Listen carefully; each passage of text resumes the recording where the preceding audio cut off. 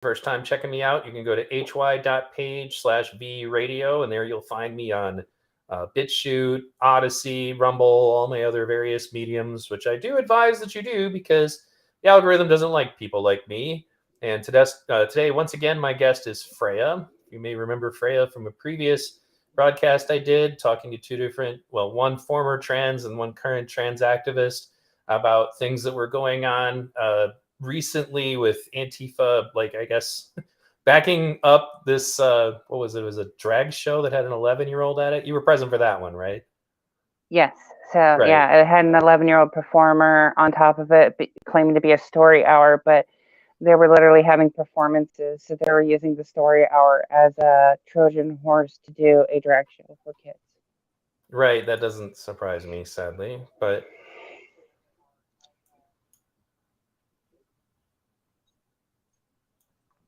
okay. So anyway, I'm gonna spread the link because I'm using this new restream thing. So as a consequence, Freya though had some news that they wanted to share. So Freya, why don't you go ahead and talk about what just happened? Because unfortunately I was unplugged, so I didn't hear anything about it. So last night, a shooting happened at a gay club where 5 people were killed and 18 were injured. 2 Good Samaritans tackled the gunman and were able to subdue him, and the shooter was arrested and detained. So they're still coming out with facts in the matter. They're trying to suppress other facts so they don't want to have people overreact to it currently before we have all the information. But as Trans Against Groomers as an organization, obviously we're all going to be sending our heartfelt condolences to all the families and the victims of the shooting, and hope they recover as fast as possible. And tragedies like this should never happen. And it's disgusting to see it happening to our communities. And I'm worried about more of this craziness getting out of hand and out of control as it's forced on people against their will. And, we just got to come together as a community. And I know the news article I remember reading it from was trying to push a right-wing narrative where it's like, because of right-wingers being against drag queen shows, it's creating this hatred. And I'm like, no, what you're doing right there is creating hatred by appropriating this tragedy, turning it political, and then trying to use it to force your narrative. Because I'm not on the right. I don't even agree with them. And I obviously empathize and don't want violence to ever happen. And especially with me organizing protests and Antifa showing up with guns and threatening us with violence and harming us. I've been terrified of this happening for a long time. And it's scary, and that we're at this point and law enforcement's not doing anything. And it's their job to protect us, but they want us to give up our guns while they refuse to even do the most basic police work to protect the citizens. It's ridiculous. It's so messed up. And unfortunately, obviously both sides are going to jump on this and figure out how to best politicize it. I know when that shooter went to the gay nightclub and killed a bunch of people, there's a video afterwards where they're doing some kind of a vigil, and a Black Lives Matter activist showed up and basically kind of took the whole thing over and made it all about them, which is ironic because that's something that Black Lives Matter claims that white people do when they're activists, but she said things like, who are you really here for, et cetera, et cetera. And there were a few of the gay activists who were present who took offense to it and tried to stand up to her about it. But I played that video, one of my earlier ones, because they always claimed that, people are always trying to make it about themselves. And then there was a gay pride parade in Canada. It was Toronto, where they stopped the entire parade to make certain demands of pride, like that they remove police floats and not allow police to participate anymore and all of that. So they needed to make the Toronto Pride Parade about themselves too. And it's interesting to me just the sheer hypocrisy that we always encounter in situations like this. So, but in any case, today we're going to be watching an episode of Dr. Phil. This episode of Dr. Phil was specifically about the issue of like introducing, LGBTQ curriculums to young children and the controversy about it. What they usually want to talk about is to say, that, well, Republicans want to ban books, but they always leave out like what's in the books. Like it's not just books. Like they're not just trying to ban like any specific book. It's like, okay, well, there are specific books. What I'm getting is that there's reasons behind it, and I've looked at the books, and most people don't bother to do that. They just kind of say, well, they're trying to ban books, and they just leave out the context. So when you look at books like, say, Gender Queer, for example, and the funny thing is the majority of the people that I talk to about this, it's not about the LGBTQ sex that's in the books. It's just sex in the books. Like at Dearborn, some fourth grader got their hands on Gender Queer. Gender Queer has like graphic depictions of oral sex, and strap-ons, and like it's just not appropriate for kids. It wouldn't matter if it was no strap-ons. It wouldn't matter if it's a boy and a girl. It wouldn't, it's just not okay just to, to throw that right at children. And I think one of the problems, this is why Trans Against Groomers and Gays Against Groomers exists, is that they feel that the best way for them to handle this is to try to put this on people's children, whether they like it or not. And, and they act like, and that's actually something that's going to come up in this episode. So I know you wanted to kind of clarify that you haven't seen this yet, but if you want to comment on that, and also like, have you seen any of these books? Do you know what we're talking about? I've seen a few of the books, especially in my state, that they've been pushing out. I don't know if they're the same books. Like I said, I haven't watched this episode also. I wouldn't want to make that judgment right now. Right, you're reacting until live, I saw. basically. Yeah. So like going into cold wake into the stream, I didn't want to spoil it, so it's more original and right. It's a live reaction, not scripted. No, that's fine. I just watched it all the way through before I wanted to go. I only watched it once, but I was like, yeah, this is important enough that I think I want to actually do a full episode about it. But so to everybody who doesn't know you, why don't you go ahead and take a moment and just kind of talk a little bit about what made you decide to become involved in this as an activist rather than just like somebody who was watching it go down. So as a transsexual woman and somebody in the DSD community, I've had to sit back and just take plenty of abuse for a long time when it comes down to people's ideals on things. So what DSDs are disorders of sexual development. I have 4, 8 XXXY chromosomes.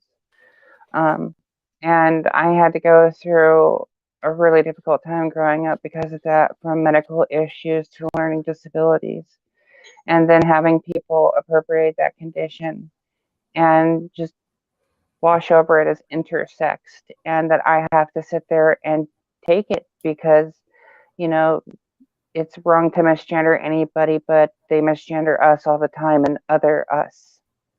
I was told I couldn't even be trans because I would have to pick a side. And I'm like, but you don't understand, my DSD condition only affects biological males.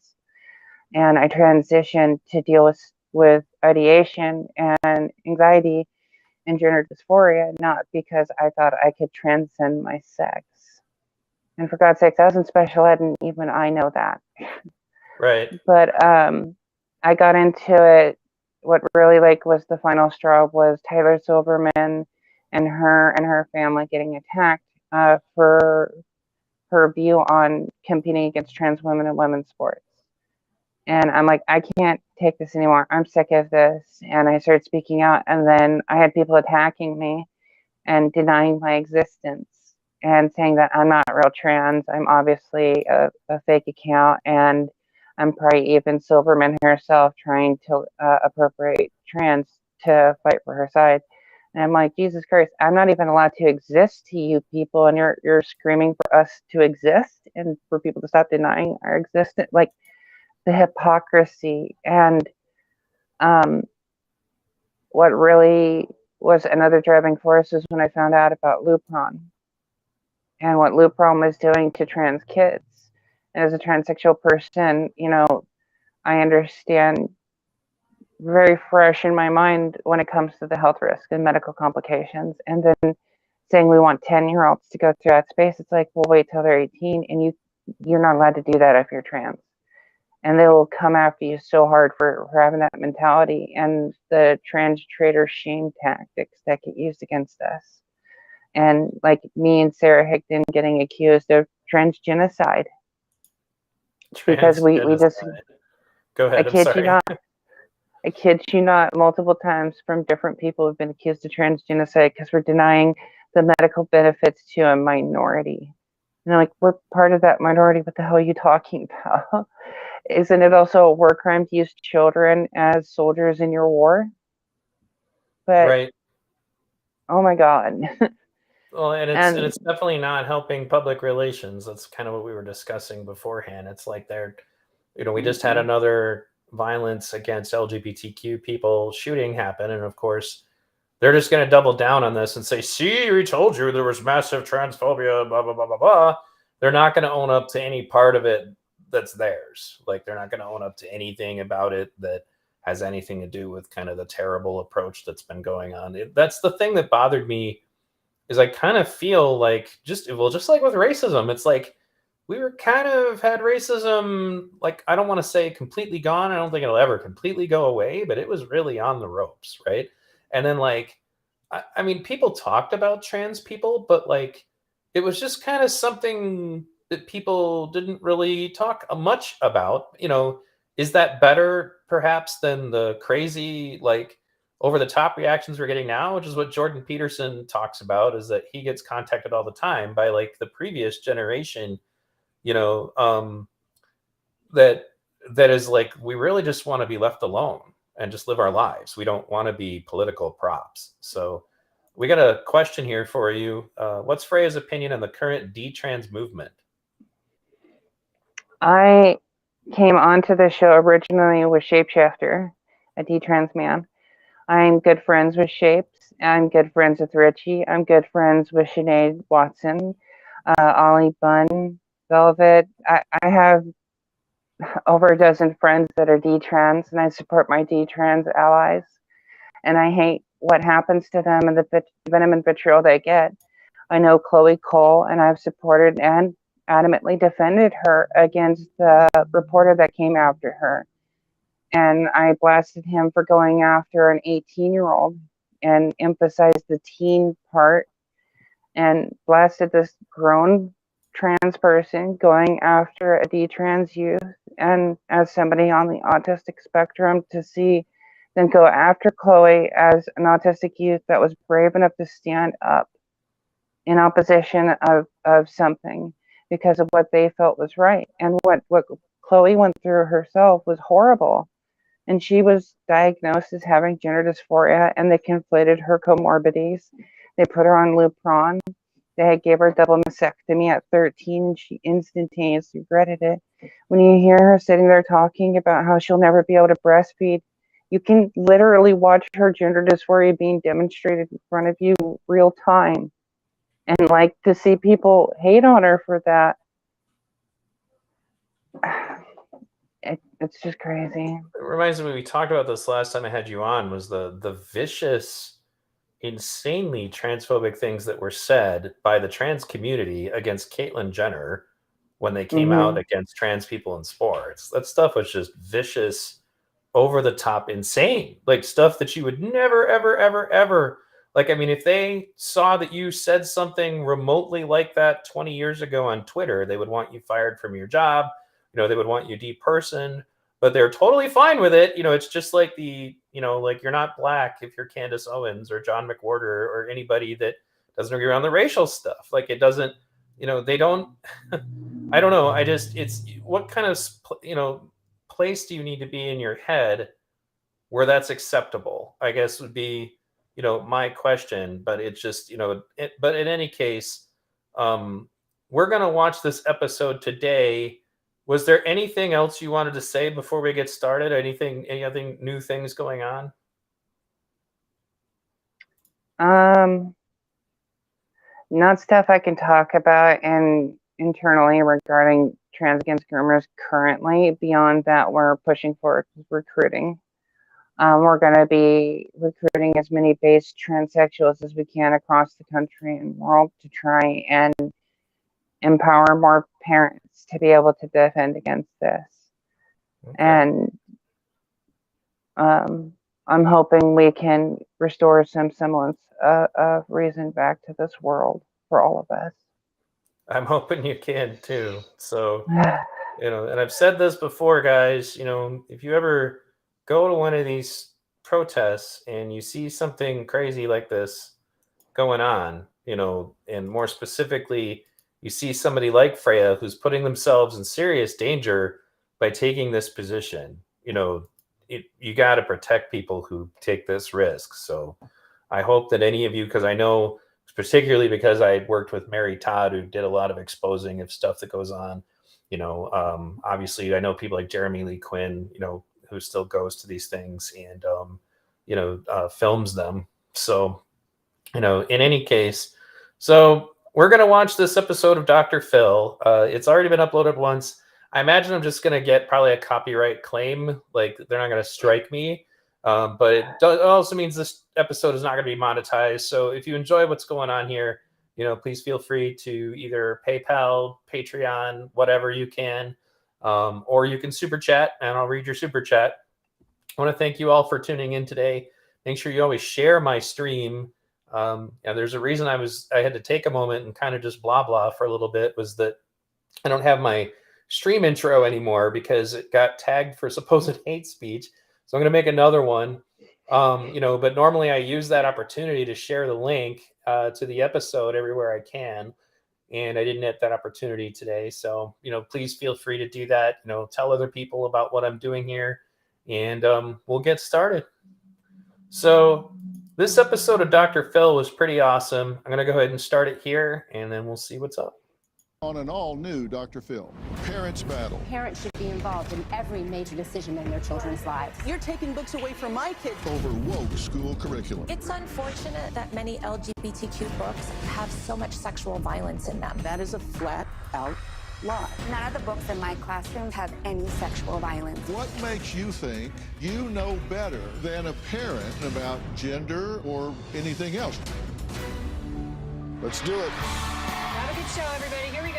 This is a safe place to talk about hard things. Stand by. We'll count you down. Today is going to be a changing day in your life. 5, 4. Get ready to take care of you.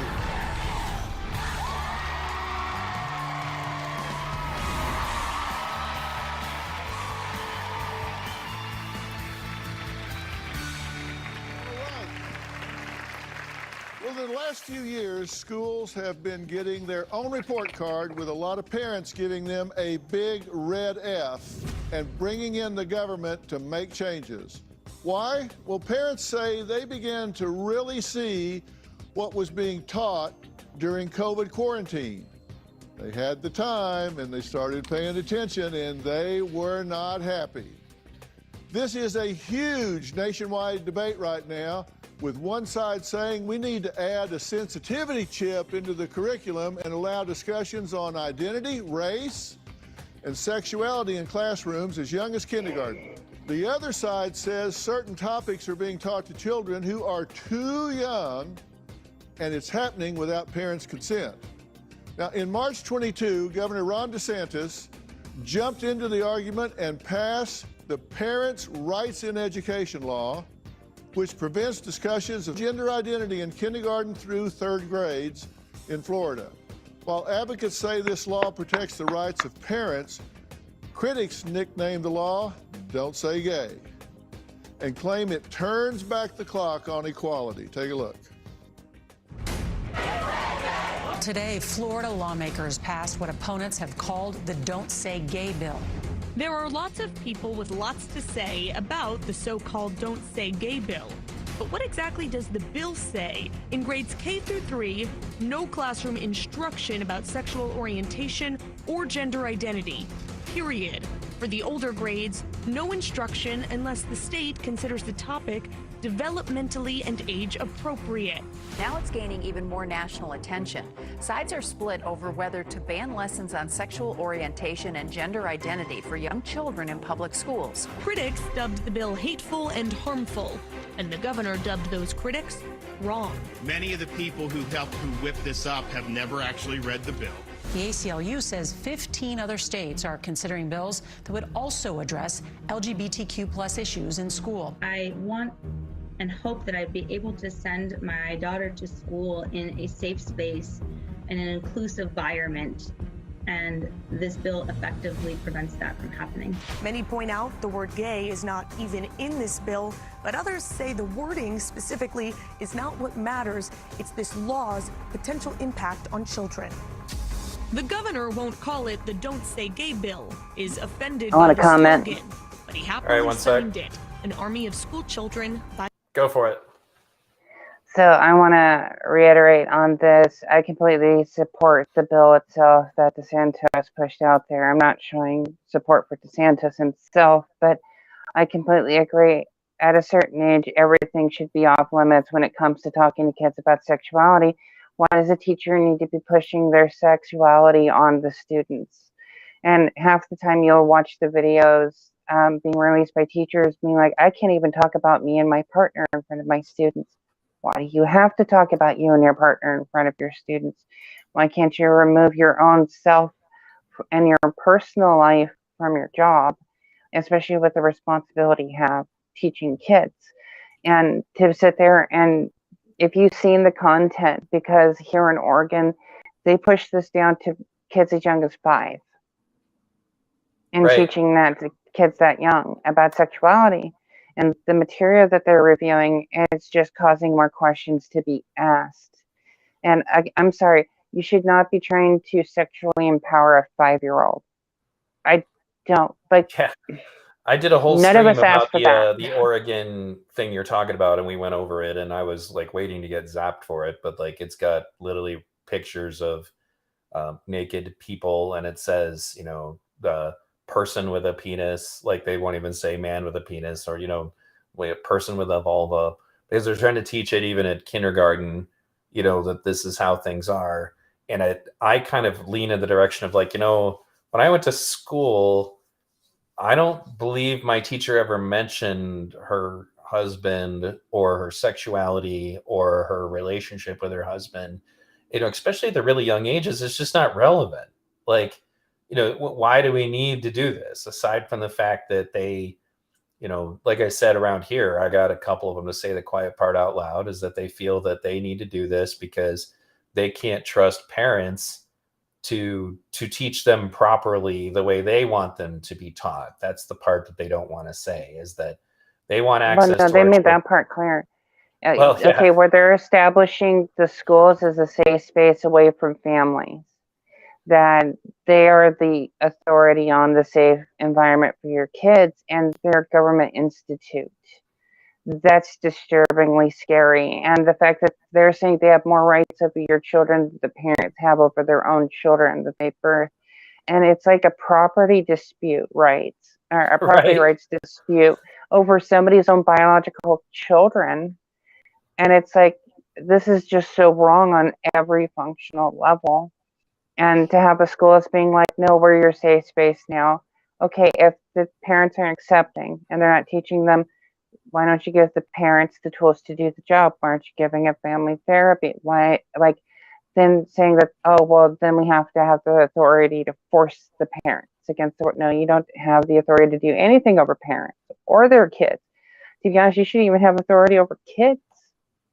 And and that's where it's coming into this gross overcorrection. Look at SARB meetings.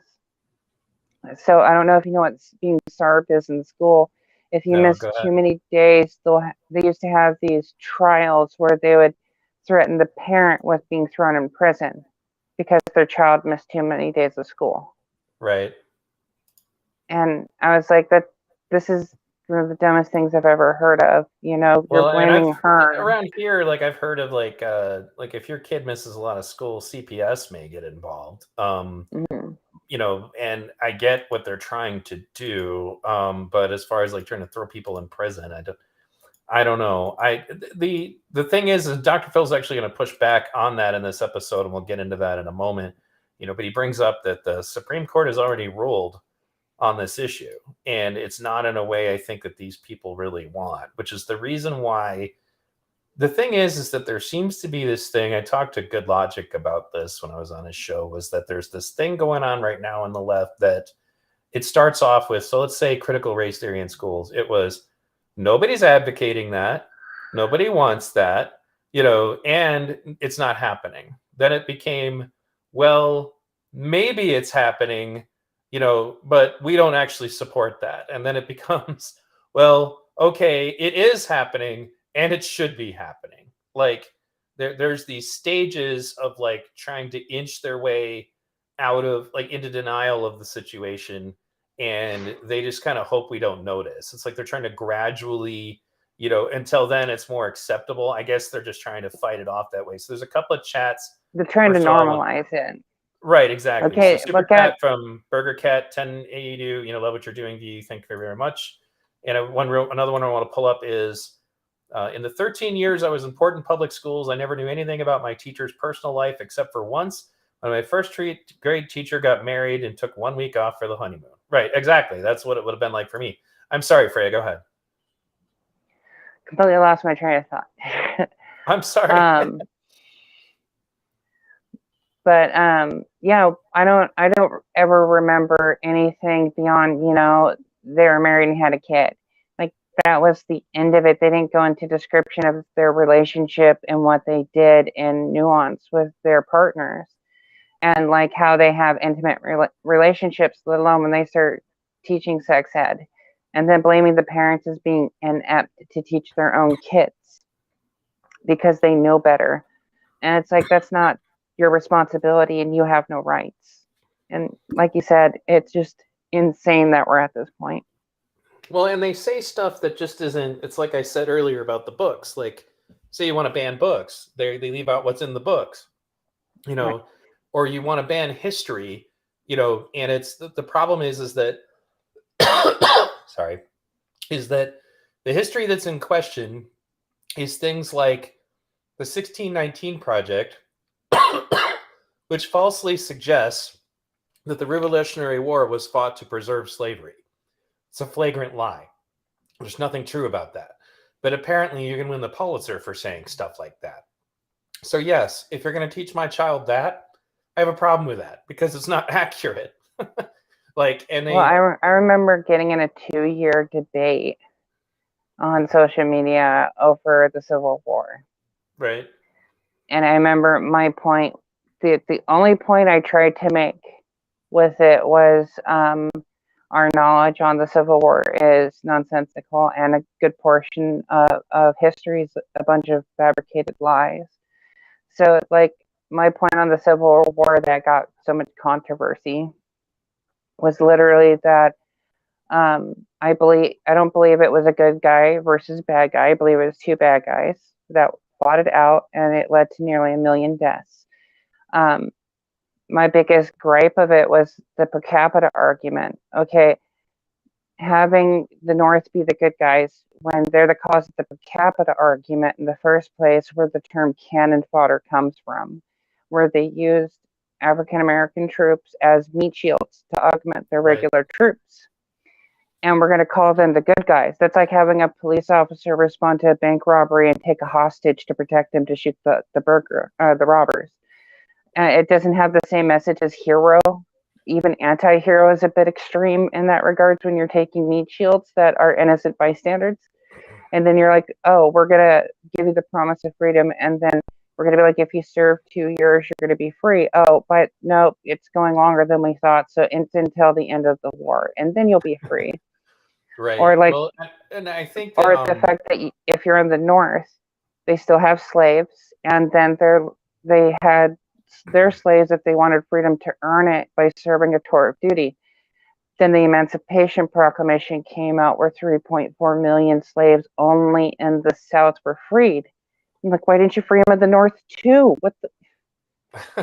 Well, right. And stuff like that, though, I'm fine with. It was the stuff that they do that's just inaccurate, or some kind of insistence that we're not teaching history if we don't cover absolutely every negative aspect. Like, I emerged from my education in the 80s hating slavery, thinking Martin Luther King was a hero, despising racism. Like, so if I'm not also taught about the Tulsa Race Massacre, then they're not teaching me history.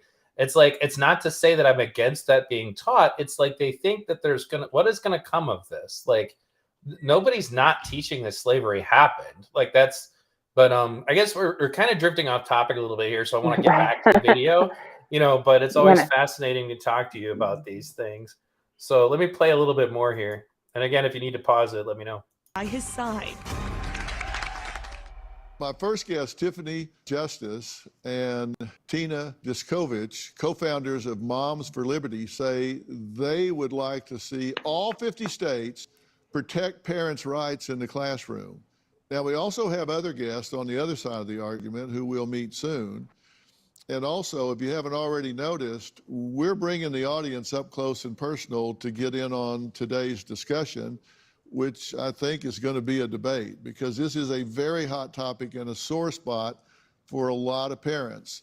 And I can argue both sides pretty effectively. So let's just get started. Tiffany, what did you see in your children's education during COVID that got you fired up about this? So I have 4 children ranging ages 17 to 10.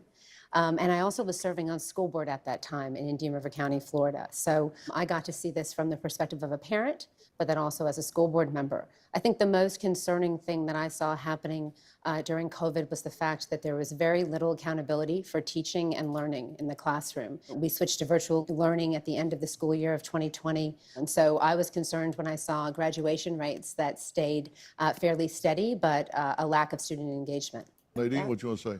Oh, I was just going to say, I thought it was extraordinary how above and beyond teachers went to keep kids safe in the middle of a global pandemic, to adjust to this new learning modality, and to navigate the buffeting of different laws, different requirements.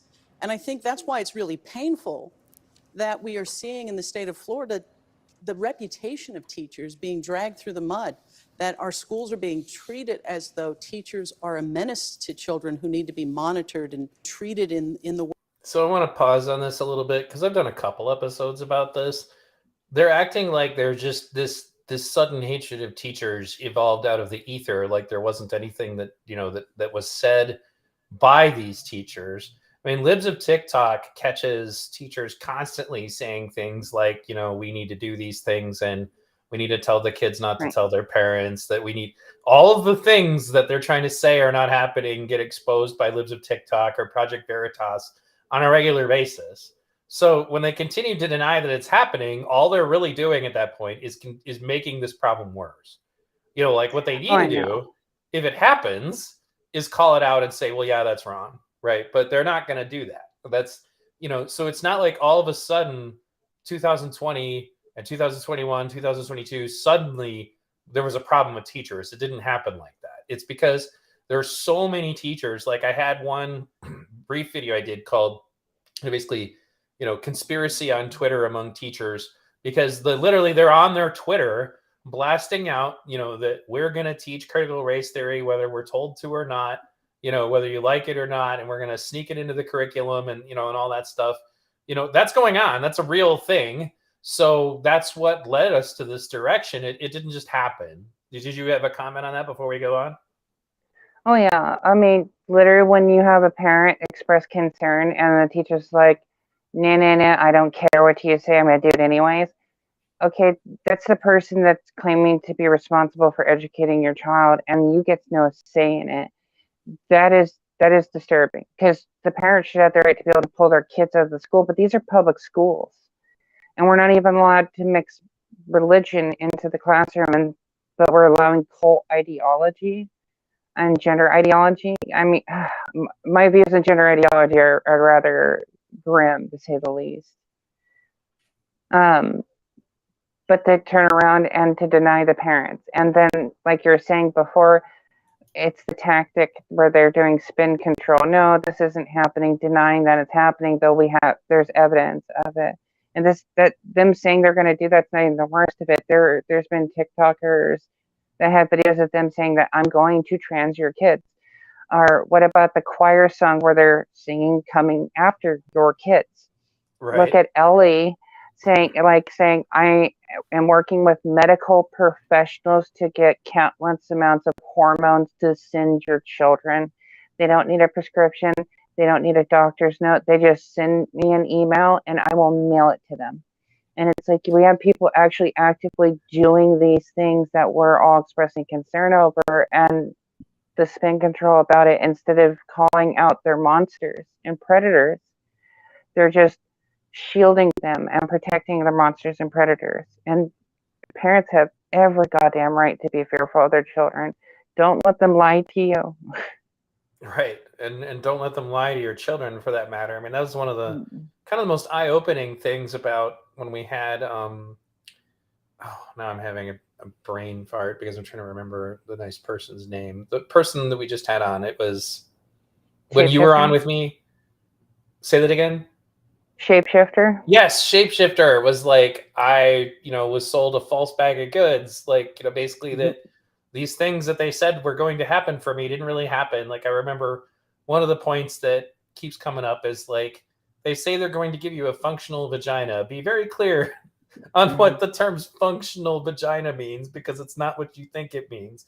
Like, just that it doesn't actually, that the transition doesn't really give them what they say that it does. So like these kids are being given, false expectations. But in any case, let's keep going.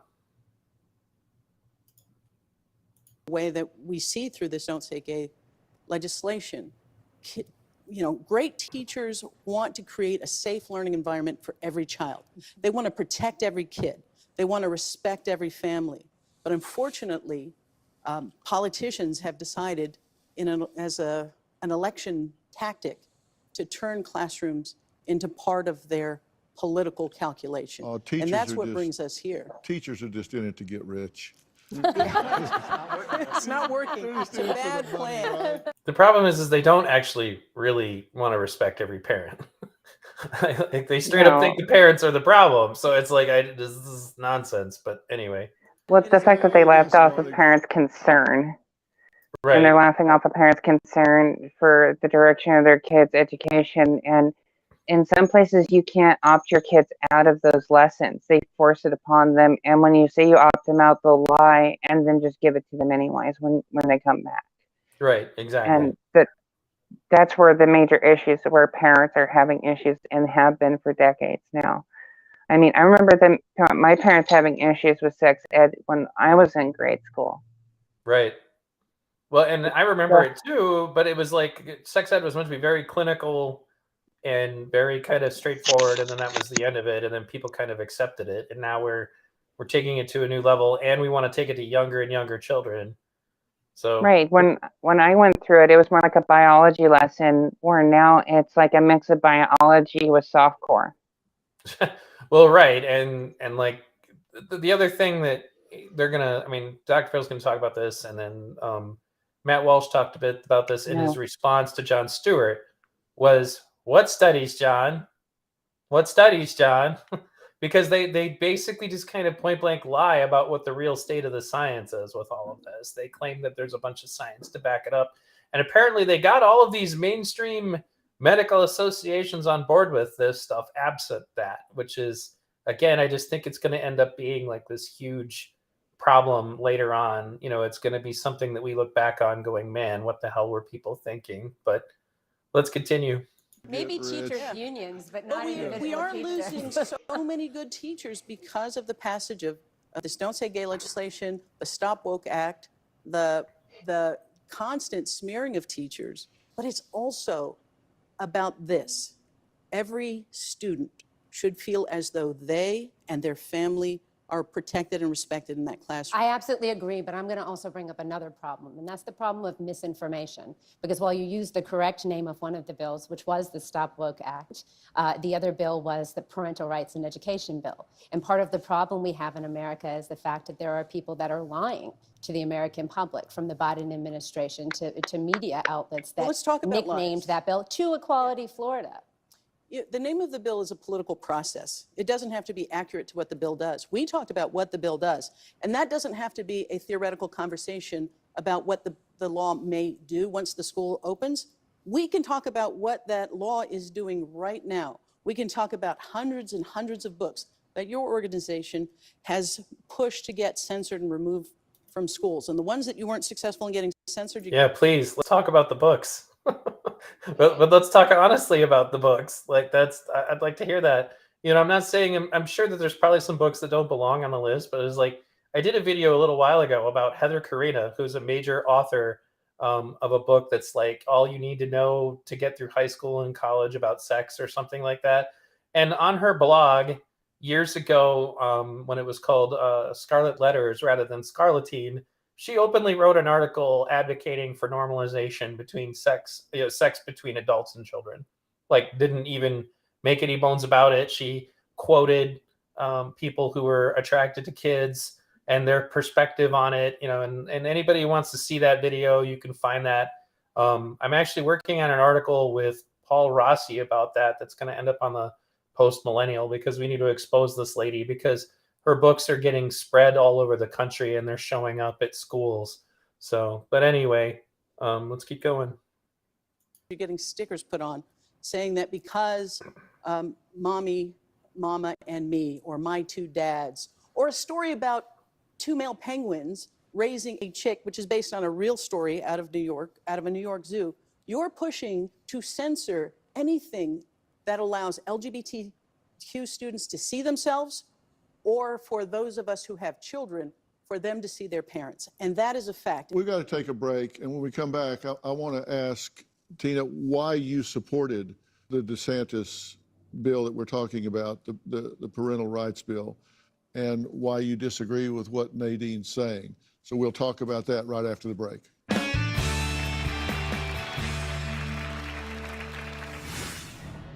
So I want to say something on that one. Sure. Like I said, Go ahead. the content of the books. One of the books I remember them reading was encouraging kids to drag and to cross-dress. So my biggest issue is we're in a space, because being transgender isn't you have gender dysphoria anymore. Most people don't know that. It was removed and it was replaced with an incongruence, which is why we're at the problem we're at right now with transgender being overcorrected. So that's why one of GAG's slogans is Save the Tomboys, because if a tomboy walked into a gender affirming clinic, they're automatically trans. And it doesn't matter anymore. And same thing with doctor's office, where they'll just assume they're trans, because you can't have effeminate boys and masculine women anymore in the current space, which is destroying the community to convert them over. And it just has an Iranian vibe to it, where you're forcing people to transition as young as you possibly can. But it's also attacking the 80% desistance rate, because they want to break the desistance rate, which is why they're trying to get them young. And then you have books that are encouraging male children to drag, and then they're going to just get trans because they're an incongruence now. You can't have bronies in the current space anymore, because they'd automatically be gay or trans in this current world. And it's ridiculous. It's like, this isn't accepting, this is a gross overcorrection, and it's abusive and it's hateful. And I can assure you, as a trans person that transitioned later life, that went to one of the most extreme scenarios that you can horribly scar a trans person with. And I'm still here. I still identify as trans, regardless, and in spite of the things that happened to me. So I just think we need to find a middle ground in comparison to what we've been doing at the least. But there's no compromise. There's only transgender in this regards, and them pushing that. Well, and the thing about the tomboys, you know, aside from the fact that like the first girl I ever kissed was wearing a baseball cap, a t-shirt, and jeans, and tied her jacket around her waist, you know, and used to climb trees with me and stuff like that. It's like, well, one thing I would say, I mean, even in the 80s feminism, we talked a little bit about gender roles, and like those don't need to be as stringent. You know, if a girl wants to climb a tree, who freaking cares? You know, like, let them climb the damn tree. But that's not the same thing as trying to tell them there's a different gender. I mean, I do agree that there are some cultural issues, and we certainly see that, in, say, extremist Islamic countries certainly have their gender roles clamped down. Not that modern feminism ever talks about that, because you don't want to be Right. Islamophobic. But the point is that for some of these things, like my daughter became a wrestler and a boxer. She's still a girl, very much so. Long hair, Are you dresses like sure? a girl. Are you sure she's not trans? Oh, I'm totally sure. And that's the thing, is that I was all ready and willing to be the LGBTQ friendly parent, and I got 2 straight kids, or straight as razors. But the thing is that my point was just to say that, there's nothing wrong with being a, slightly more feminine boy or slightly more feminine girl. And that's, Jordan Peterson talks about that. We used to just be, okay, well, that's fine, whatever. And then on top of it, how many of the girls, like, for the, the tomboy thing is a phase or whatever, and they eventually grow out of it or whatever. To me, I kind of like look at it a little differently. Like, I don't think, for example, learning martial arts should be something boys do. I think everybody should learn martial arts. I don't think that learning how to hunt or fish, or any of those good survival skills, they're not something that only one gender learns.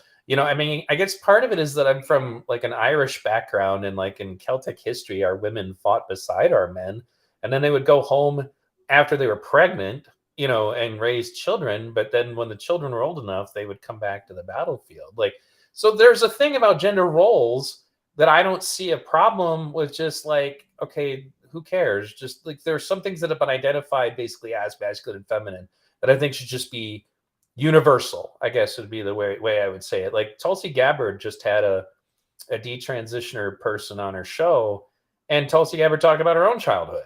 She was a tomboy. She's certainly not a tomboy now by anybody's recollection, like, as far as the way she dresses or presents, but she's still into martial arts. She still works out. Like, why does that have to be something that only boys do? So that was, for me, that's one thing I think is correct, but it doesn't need to mean all these other things. I think they're just way quick to jump on that being the idea. And I remember, like you said, that they're saying now that you don't even have to have gender dysphoria to be trans. Well, then, okay, how does that work? Because I thought all of this was supposed to be about gender dysphoria. And I think the real reason they want to distance themselves That's the from rub. is that science has made it very clear that gender dysphoria is extremely rare. So if that's the case... Well, it's not just that.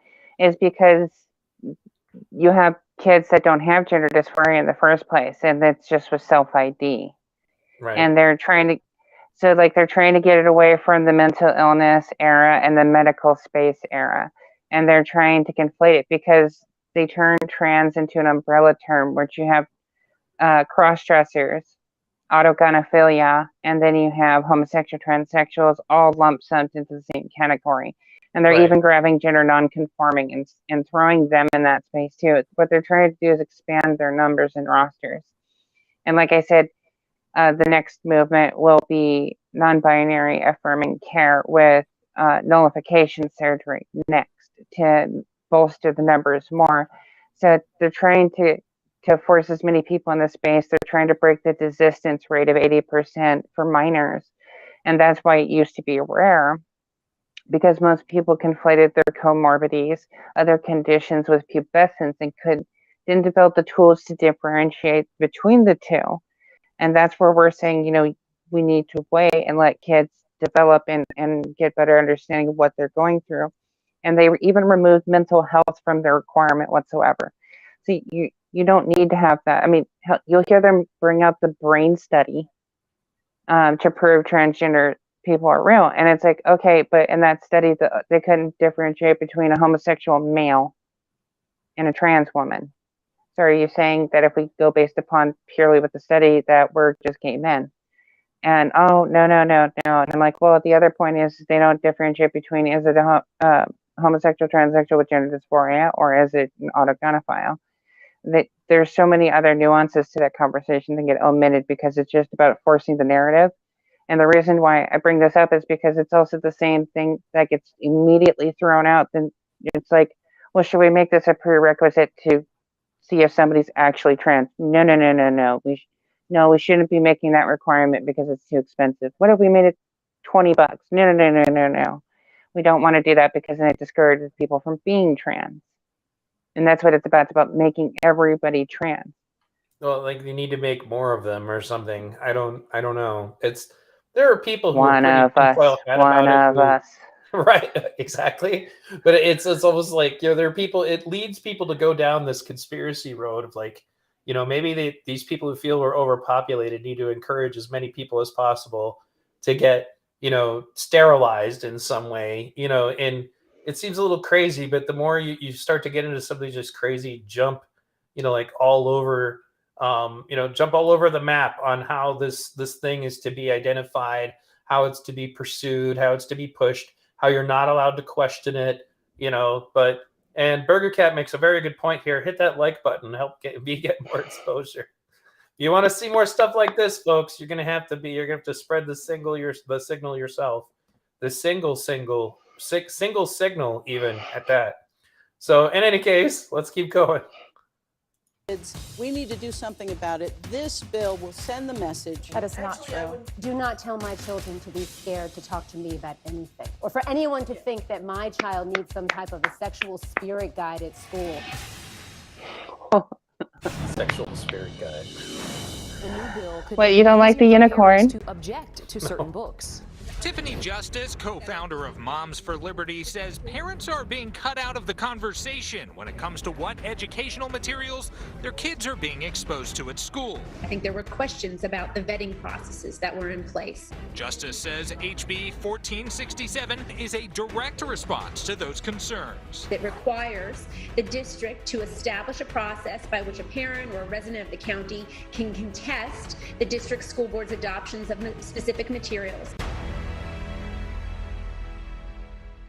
Well, today we're talking about the issue of whether or not parents should get involved in their children's public school education and to what degree. Now, we've been talking with Tiffany and Tina of Moms for Liberty, who say every parent deserves a seat at the table to make sure that certain inappropriate content is not discussed among children too young. Now, Nadine Smith is the executive director for Equality for Florida and says while she agrees all parents should be involved in their children's education, they should not use the law to be hostile towards LGBTQ students and parents. Are you hostile? We are not hostile towards the LGBTQ community. We have Are many you hostile members. towards that content? No, we're not hostile towards that content. If you look at the books that you object to, there is a thread through a lot of those books that suggest that you are hostile to that content, that you don't want it in the curriculum. It's unfortunate that many LGBTQ books have so much sexual violence in them. That's an unfortunate thing that is happening. We're sorry that is happening. But the things that we want out of our public school libraries. That is a new one. None of the books that I've used, excuse me. Oh, please, go ahead. I'm sorry. None of the books that I've used in my classroom, for instance, I Am Jazz, have any sexual violence. When you read the bill, in my K-3 curriculum, I teach K-5 art.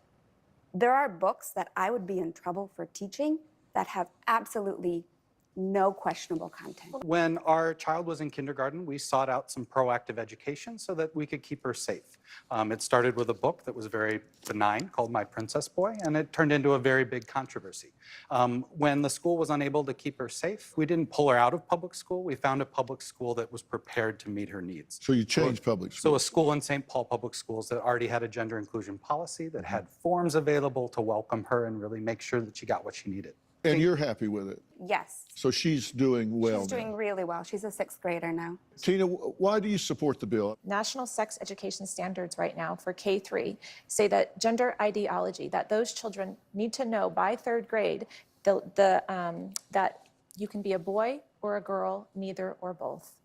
That is very concerning to our moms and to parents. There is no reason that a kindergarten teacher needs to teach that to 5-year-olds. That is something families should be discussing. And the second reason is that wasn't being taught in the schools before 5th grade in Florida anyway, correct? But it is being taught now in New Jersey and all around the country and other states. And so it was coming to Florida just like everywhere else. And so this bill stopped that from coming to Florida. This was a preemptive bill. Correct. The policies in the state of Florida, and this is from her organization directly from when I was on the school board, they have put procedures and policies in place in the state of Florida that not only don't inform parents of these decisions being made about the safety of their children, they purposely deceive parents. This is very concerning to us, and this is one of the reasons that moms are so rallied behind this mission. They do not want to be deceived by teachers and school leaders. Okay, here we go. Smearing teachers again. 100%. Let's be clear. The Safe and Healthy Schools program that we have takes best practices and shares that information with schools. It always prioritizes parental involvement. We call it the Don't Say Gay bill because we want people to know, not the marketing of it, but what it's actually. That's a lie. Yeah, she just flat out lies multiple times in this talk. It's an ongoing theme. And she speaks with authority, and she talks over top of the other guests, and nobody really puts her in her place about it. But like, yeah, this is the standard. Like, we're just going to pretend that what you're saying isn't true. Trust me, it only gets worse from if here. I would have been there, it would have been a different conversation entirely. Right. Because I'd bring up the fact that in Oregon, they intentionally hide it from the parents at the child's request. Right. The child can change their name, can change their pronouns. Okay, they're so worried about their suicidal ideation that they're going to assist them for hiding it from their parents that their child has suicidal ideation, hiding it from them, and then like consider putting them in foster care, a more vulnerable space after ripping them from their. What are we doing here again? Like, what are we trying to do exactly? Yep, I watched I'm a video of a confused. mother confronting her school board specifically and calling out the teachers that were keeping the fact that they felt their child was suicidal from the parents in question. Like, how does that work? It just. But again, that's one of the other point blank lies that's going to be told. The other thing that occurred to me, like, I recently was going to set up a patient portal for my kids because we were changing doctor groups. And then they told me that after my child turns 17, I will not be allowed any longer to look at what medications they're on. And I posted about that on Facebook. And then one of them said, well, just be glad you're not going through U of M because they'll tell you that at 13. A 13?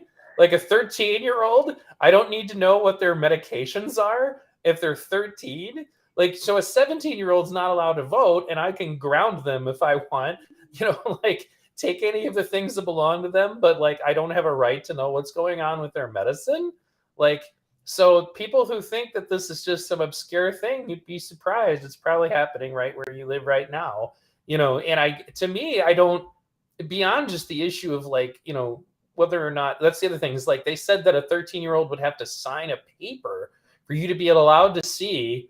And I'm like, how does that even legally work? Because minors can't sign contracts. Like, it's legally impossible. So I'm sure they figured out some way. But the point is that if a 13-year-old can deny knowledge of any of their medications, we're not even talking about trans medications at this point, right? We're just talking about medications. So what if the parent doesn't know that? Because, and then it becomes important later. Like, they're going to bring up, actually, like, you have to, if I, for example, want my kid to have access to Pepto-Bismol, Tylenol at school, they have to call me, right? So it's like, it's weird that these laws are and these standards are all kind of getting twisted together, and it's more about taking the parents out, which is why, like I said, this woman is just point blank lying. And it's going to become you're going to tell me in your mind it's somewhat important if your kid all of a sudden becomes diabetic and needs to be given insulin on the daily. Right. And what if the 13-year-old doesn't want me to know that they need insulin? I mean, I don't know why. You never know, right?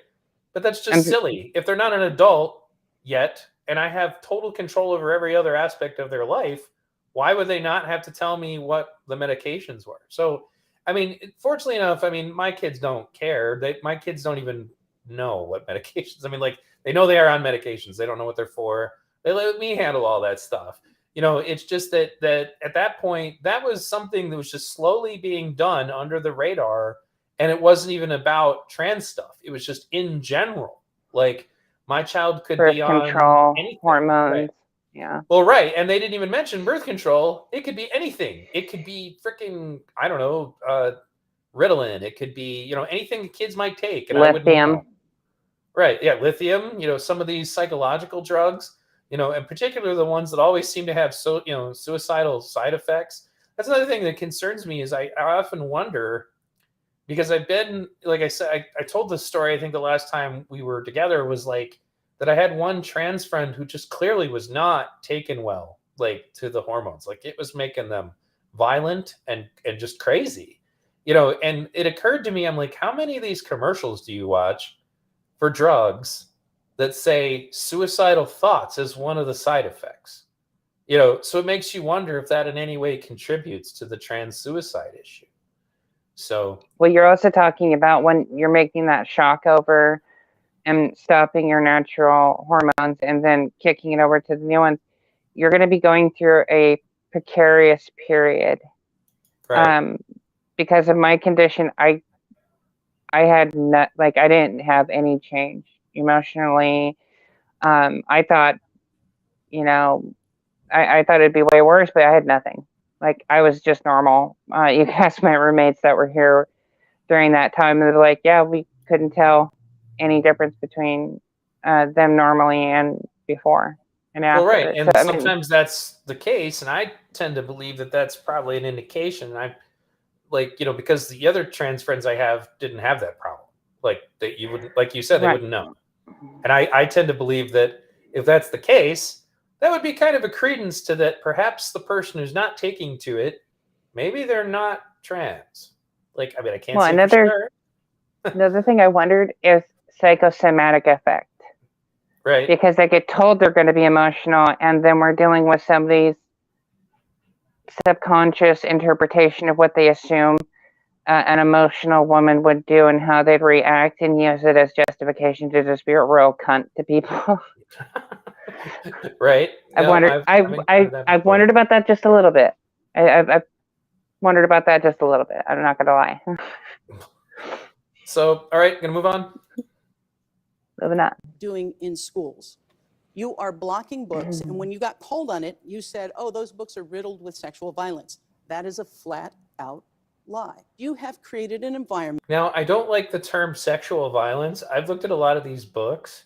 I didn't see violence. I saw sex. But I don't know why they call it sexual violence. I don't know what the term is for that, but I haven't looked at all of them. You know, but like Shock and genderqueer awe. just has flat out graphic depictions of sex. Like, I mean, if you were, it's like Fritz the Cat level graphic depictions of sex. And for anybody who doesn't know what Fritz the Cat is, it was like a, you know, animal porn from the 60s. You know, but the point is that it was blatant, you know, fellatio, you know, sex with, you know, like I said, a strap on. I mean, that's, and then like one of the other books, it wasn't visually depicted.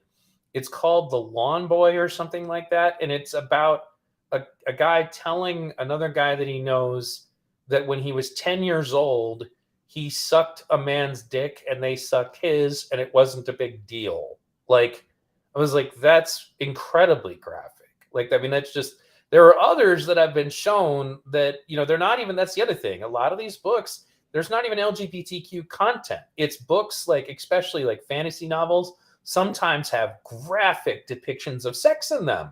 Like, that's not appropriate for kids. Like, that was some of the ones I was shown was like, it didn't even have anything to do with any gay sex or trans sex or whatever. It was just graphic sex. You know, so well, my thing is trans sex is just normal sex. Well, right. I'm just saying is it wasn't a trans scenario. Right. Well, right, but like that's the rub and the conflation there is like, okay, why do we have, if we're trying to teach them acceptance of gay people, why is it specifically about sex? Why isn't it just, you know, this person's an accountant, but they're gay? Why is this person is, you know, CFO to a company, but they're a lesbian? You know, why does it have to always be taken to the sexual level, especially when you're talking about grade school? It has no place in the school system to be teaching them about gay sex. They're too young to be going through that. And like I've been saying, just leave kids the fuck alone. I don't understand why this gross overcorrection has to happen. And like this lady pushing this with this graphic material, I know my belief why they're saying sexual violence is depending upon the camp they are. I know Moms for Liberty. I know a good portion of them. Jennifer McWilliams is a friend. And she's within Moms for Liberty as well. So, like, they're trying to do shock and awe to get people's attention to it. But I know there are some people in the gender critical community that are heavily religious and see all porn as sexual violence and abuse to women itself, and like they're just wanting to cancel and ban pornography as a whole. I'm not saying Jennifer Williams is there in that regards, and other people. It's two extremes. Like anything taken to the point of fanaticism is always bad, and this is a prime example of that. Well, right, but I at the same time, I think that the right, like I remember the Satanic Panic. I remember my school contacting my mom because they had concerns I might be a devil worshiper because I played D&D. You know, so she went down to my room and checked it out and went, "I'm not seeing anything in here you need to be worried about, folks." At the time, I was a Christian.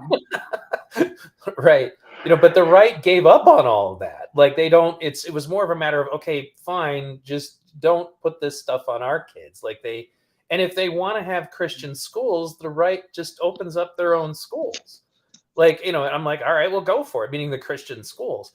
In fact, I got in an argument with a friend of mine because a local bishop took the Catholic school certification away from a school because they were flying a pride flag. And the bishop's like, guys, look, I'm not saying, you know, go out of your way to make the gay kids in your school, you know, uncomfortable. But at the same time, you can't be a Catholic school and do this. And people were upset. And I'm like, look, I don't send my kids to Catholic schools because I don't want them to be exposed to religious stuff. But if these people start their own schools, you can't dictate to them, meaning the bishop's not wrong. If you're going to say you're a Catholic school, you can't fly a pride flag.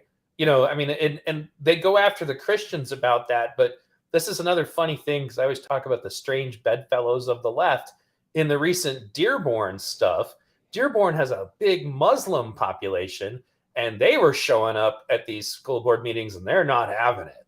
Like, which put the left in a really awkward position because normally if you say anything negative about Islam, they're going to jump on you for Islamophobia, you know, because they have this weird alliance between Islam and feminism and, you know, like the racial culture stuff. And it's always weird to me how these things contradict. Like feminists are dead quiet about the fact that hip hop music is by far the most misogynistic music there is, period.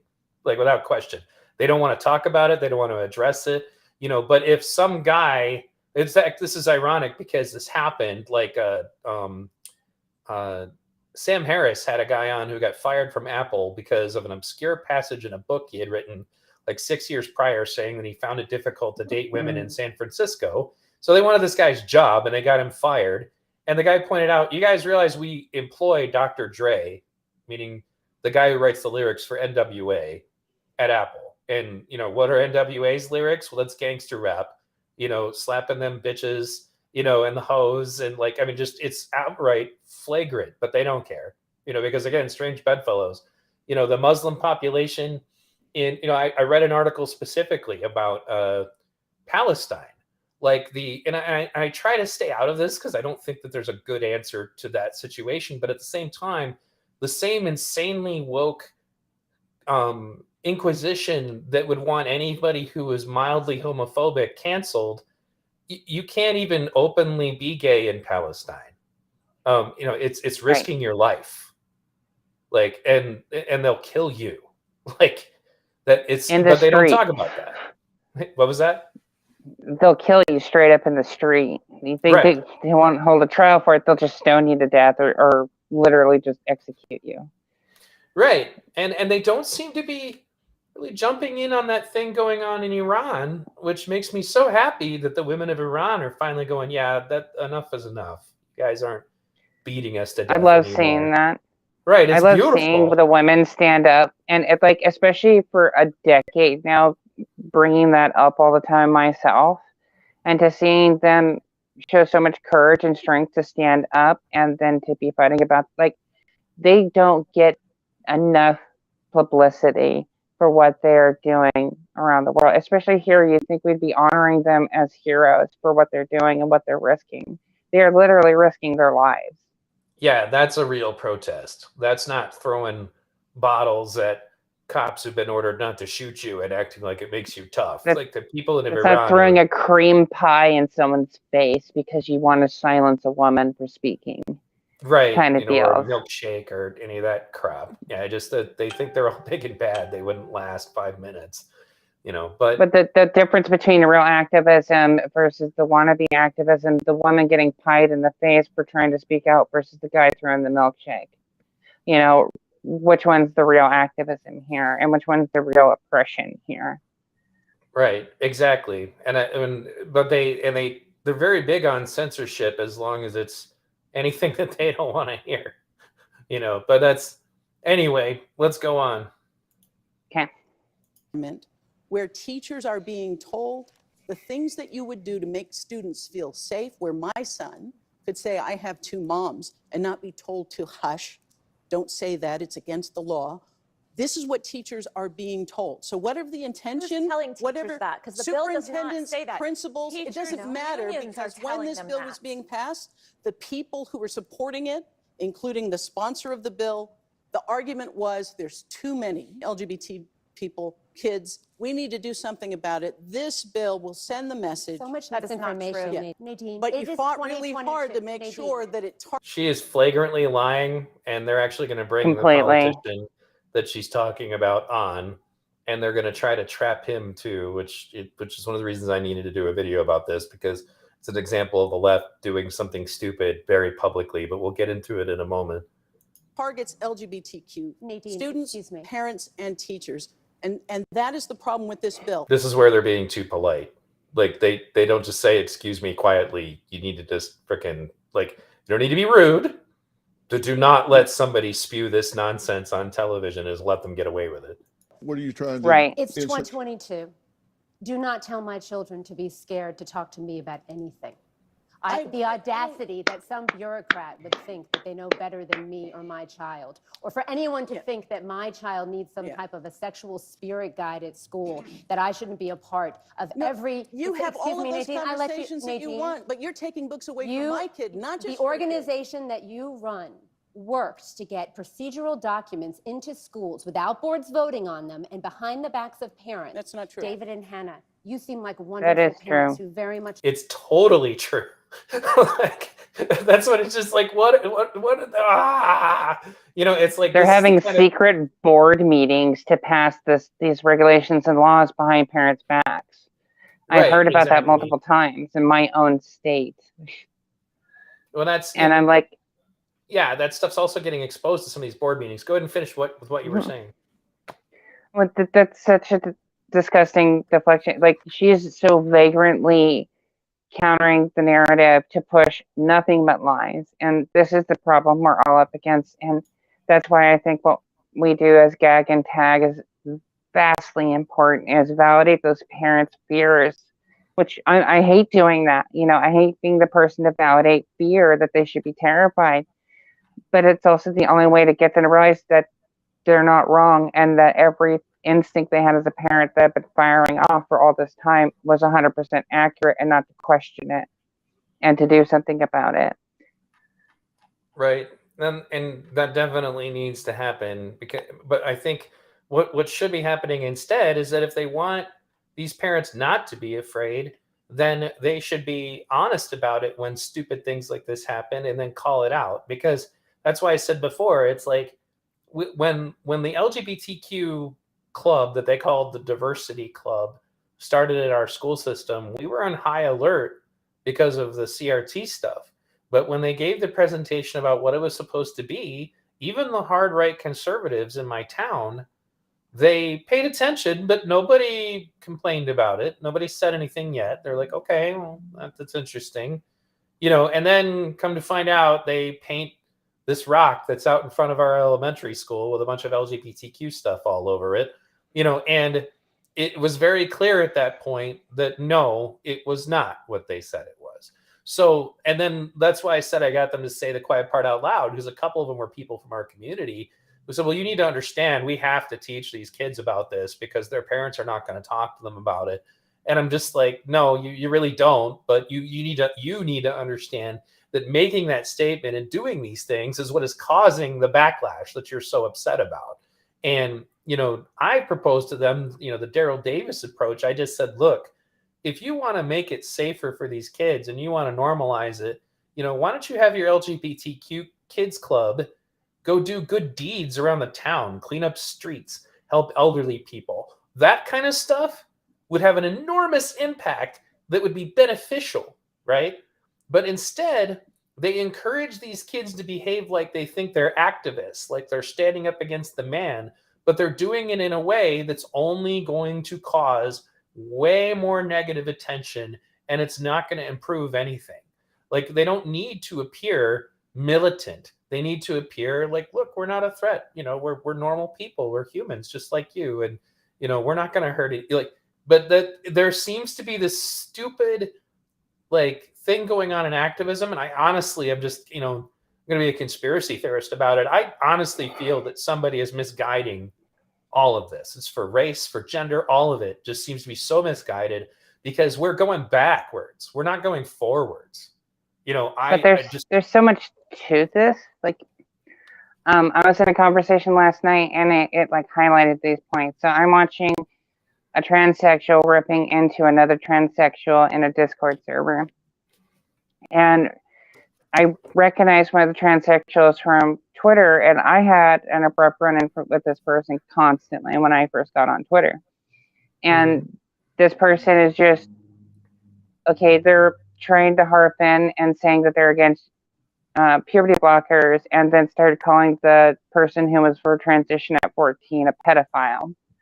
And I jumped in there and I'm like, as the residential trans against groomers and gays against groomers in this Discord server, I'm going to have to say I disagree with you calling her a pedophile. Right. It's just, we fundamentally just disagree on what's appropriate for a kid at this point in age. And the reason she's doing it is out of the goodness of her heart. This particular person isn't doing this for malicious purposes, but because they think that transitioning younger would benefit them for passing, especially when it comes to bone development and everything. But our understanding on that when it comes to transition is completely speculatory. You don't know if you're going to get wider hips because you did this. We don't have a control sample, and there's no reverse button to make sure. Right. So to make that argument is just pointless at this point without the information. But they believe this pseudoscience, and that's the other part of it is the misinformation that they're caught upon. And the way I try to explain it to these two people is so it's the bottleneck argument. The bottleneck always exists. We can only change the nature of the bottleneck. We fundamentally think that transitioning this young with puberty blockers is detrimental to their health to the point that it nullifies doing it and just desisting to 18 and then transitioning then. And they're like, no, because I know these two people that transitioned at a young age and they say they're fine. And we're like, but you're saying that based upon your misunderstanding of how this works. They were on puberty blockers. This is about the long-term health and consequences of that. And they had to go through a more experimental, dangerous procedure to even medically transition with bottom surgery. And that's not helpful to them when they're having to take a more complicated, untested procedure.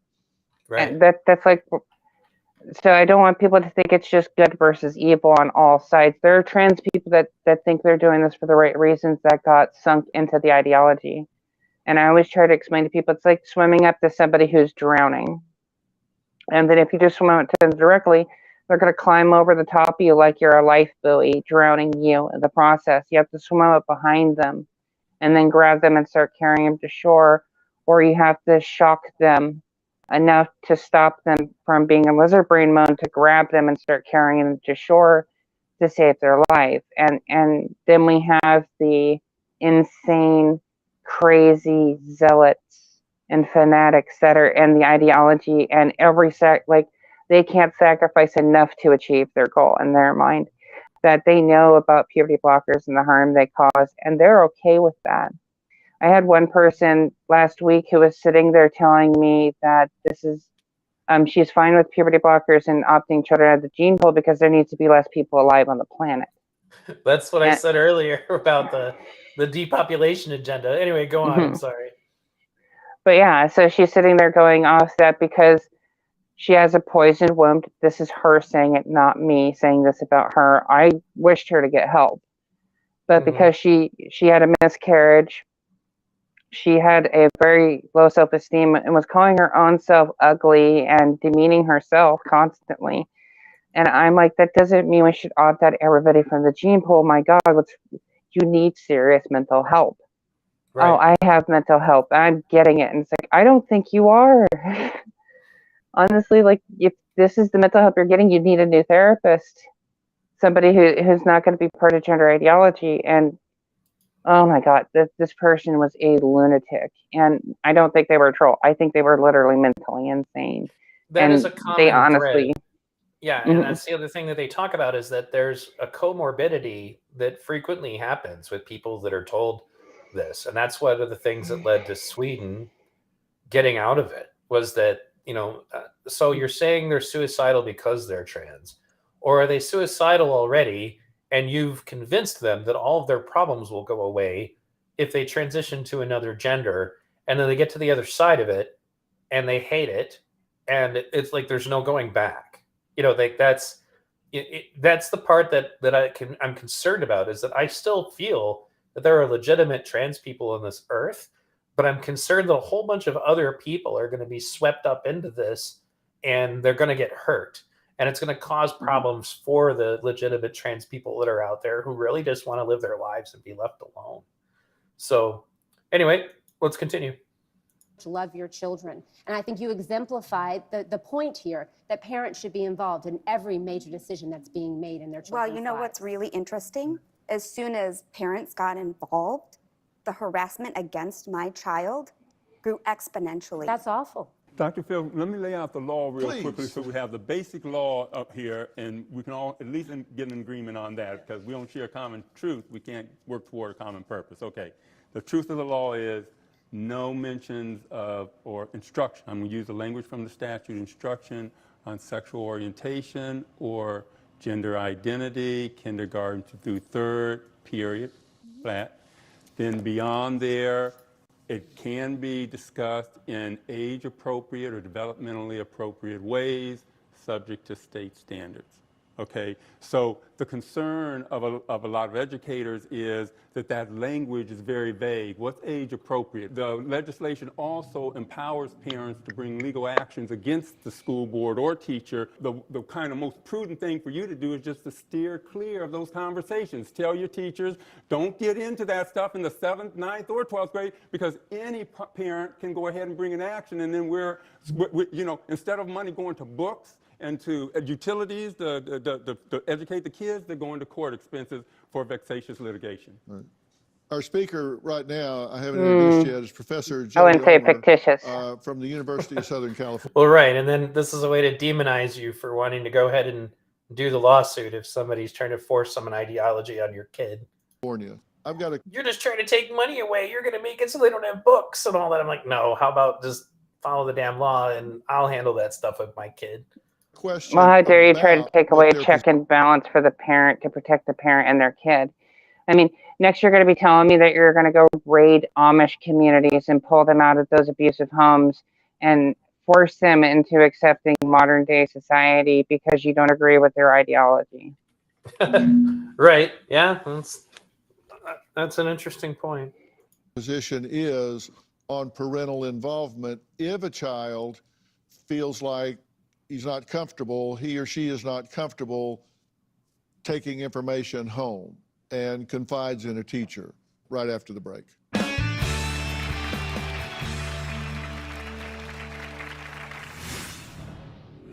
Because I'm a parent and I want to be involved in every critical decision that happens in my child's life, that somehow makes me anti-gay. That is just insulting. I don't think you're anti-gay. I think you see this as a political move.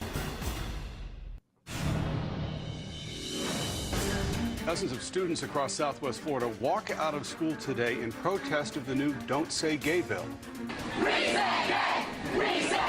They're feeling passionate and distraught after so many years pushing forward. Now they fear Florida is taking a huge step back. It takes the word gender out and replaces it with sex. It takes the word ethnicities out and replaces it with color. I feel like we're heading back to the Jim Crow days. There's so many civil rights God. events that have happened recently, Oh. and it's easy to think, oh, that was... Oh my God. Fuck you. I don't want I want to be allowed to expose your kids to LGBTQ and really false aspects of critical race theory. And if you don't, then we're going back to the Jim Crow days. It's like, what the hell? I can make the argument of the abusive damage being done to trans and children that are causing the detrans community to blow up. Like we said earlier with Shapeshifter and the false information he was given to push him to transition to the degree he did. And he completely regrets every aspect of it because he was lied to and manipulated into this space. And you're going to be saying that gender ideology is beneficial when it's obviously causing harm, taking Shapeshifter, Casey Miller, taking Richie, taking Chloe Cole, and everyone else in the detrans community into consideration. Oh my fucking God. I usually don't curse and get this. No, you can curse on my show. You're good. I've never said your name out loud, and you're in my chat all the time. TN Tricycles PDX. If you have a certain way you want me to say that, then make sure you let me know in the chat. But why can't they just put the books in county libraries? They're going to get into that conversation later. And one of the points that I want to make so that I don't forget is that this is very clearly about other people's kids. Because if you were just concerned about what your kid was allowed to read, you could just buy the damn books yourself. They act like all books that kids are ever exposed to come out of school, and that's just nonsense. Point of fact, we use our school libraries less and less and less all the time. So, to me, it's like if there are things that I talk to my kids about that they're not going to be exposed to in school. There are, ironically, mostly it's this anti-woke perspective, the things but I handle that myself, right? I have, conversations about religion with my kids, but I handle that myself. I don't feel that I have some special right to go force somebody else's kid into that. And I'm a coach. I, coach wrestling. I don't teach other people's kids my politics. That's not what they're there for, right? And that's how it should be. Wait, here. hold Reading, on. writing, So, arithmetic, and go ahead. When you're sitting there teaching a wrestling class, you're not going in-depthly about your sexual relationships and how to have a heterosexual relationship with your wife to these children. I'm shocked. Right. And more to the point, because there is a mild, it's very mild now, but because my daughter's a wrestler, we watch the whole situation evolve. And if anything, I don't want them thinking about the gender of the participants at all, because they're going to have to practice with those people. But the biggest point, though, in regards to this is that if you're in that situation, you should not push yourself and your own beliefs into anything that you would not want someone else doing. And that was actually my motivation when I'm arguing with these people. I'm like, look, for the same reason that if my child was gay, that I wouldn't want a Christian or Muslim fanatic telling them that they're going to die and burn in hell at school. That's none of their damn business. For the same reason for that, teachers also shouldn't be empowered to try to push it in the other direction. They don't need to be trying to talk my daughter into believing that she's trans because she's a wrestler and a boxer. That's none of their damn business. My child's sexuality is none of their business. But that's what I'm saying is that it becomes clear that the problem is not about their own kids. It's about our kids. It's about other people's kids. They want to have an influence on them. So anyway, let's continue. But that's because Marxists don't have kids. They have yours. Right. Well, yeah, the state has your kids. In the past, it's all been resolved, but it's only recently where gay people have been allowed to marry, 2015, and the fact that the government's taking a couple steps backwards to remove education about it, it's just awful. Well, I've been talking to my panel of experts and parents today about their thoughts on how public school curriculum should be handled. Should parents have a bigger role in what goes on in the classroom? Look, I've said for a long time, we teach reading, writing, arithmetic, history, geography. But I've been really frustrated that we don't teach kids about life. We don't teach them how to manage stress. We don't teach them how to do some of the things they have to do to navigate the terrain once they get out into the world. And, you know, Professor, you were talking about this bill, if you read it, in the early stages, and I've read the bill 7 times actually. The word gay is not in there, but it says you can't do this till this age or this age or this age. So you think, well, okay, I can follow that. But then it says, or at an inappropriate age. It has to be age appropriate. So it's like, we gave you all these benchmarks, forget them all now, it's totally subjective. So it can be argued at any time that it was not age appropriate, right? That's the real concern that they call it the chilling effect. And when I'm talking to my law schools, that comes from vague and amorphous standards that you don't know if you're going to run afoul of them. You just avoid those conversations altogether. And so I'm hearing you saying But hasn't the Supreme Court ruled that the parents have the right for the care and custody of their children in making the decisions for their care and custody in all manners, medical care, education? That the Supreme Court ruled on that a long, long time ago, correct? Yes, and I think that's what tugs at us, right? We do recognize that the parental rights framing, I've been a parent, many of us sitting here have been parents, are parents, right? We want parents to be engaged in the development of their children. You know, that's very important. But we also, as a public school system, we want to educate citizens who are going to go out and be flourishing and thrive in a democracy that's multicultural. But the onus of that lies with the parents. They're in control of the care and custody of their children. And my question to you is, what makes you think you know better than a parent about what should happen to a child when they have a life-determining decision about whether they're going to make a decision about gender or anything else? You have to call before you give them a Tylenol, and you can't make a presumption that this child can't take this information home. So I think there's no indication that adults can have any influence on a child's gender identity or sexual orientation. Kids are who they are.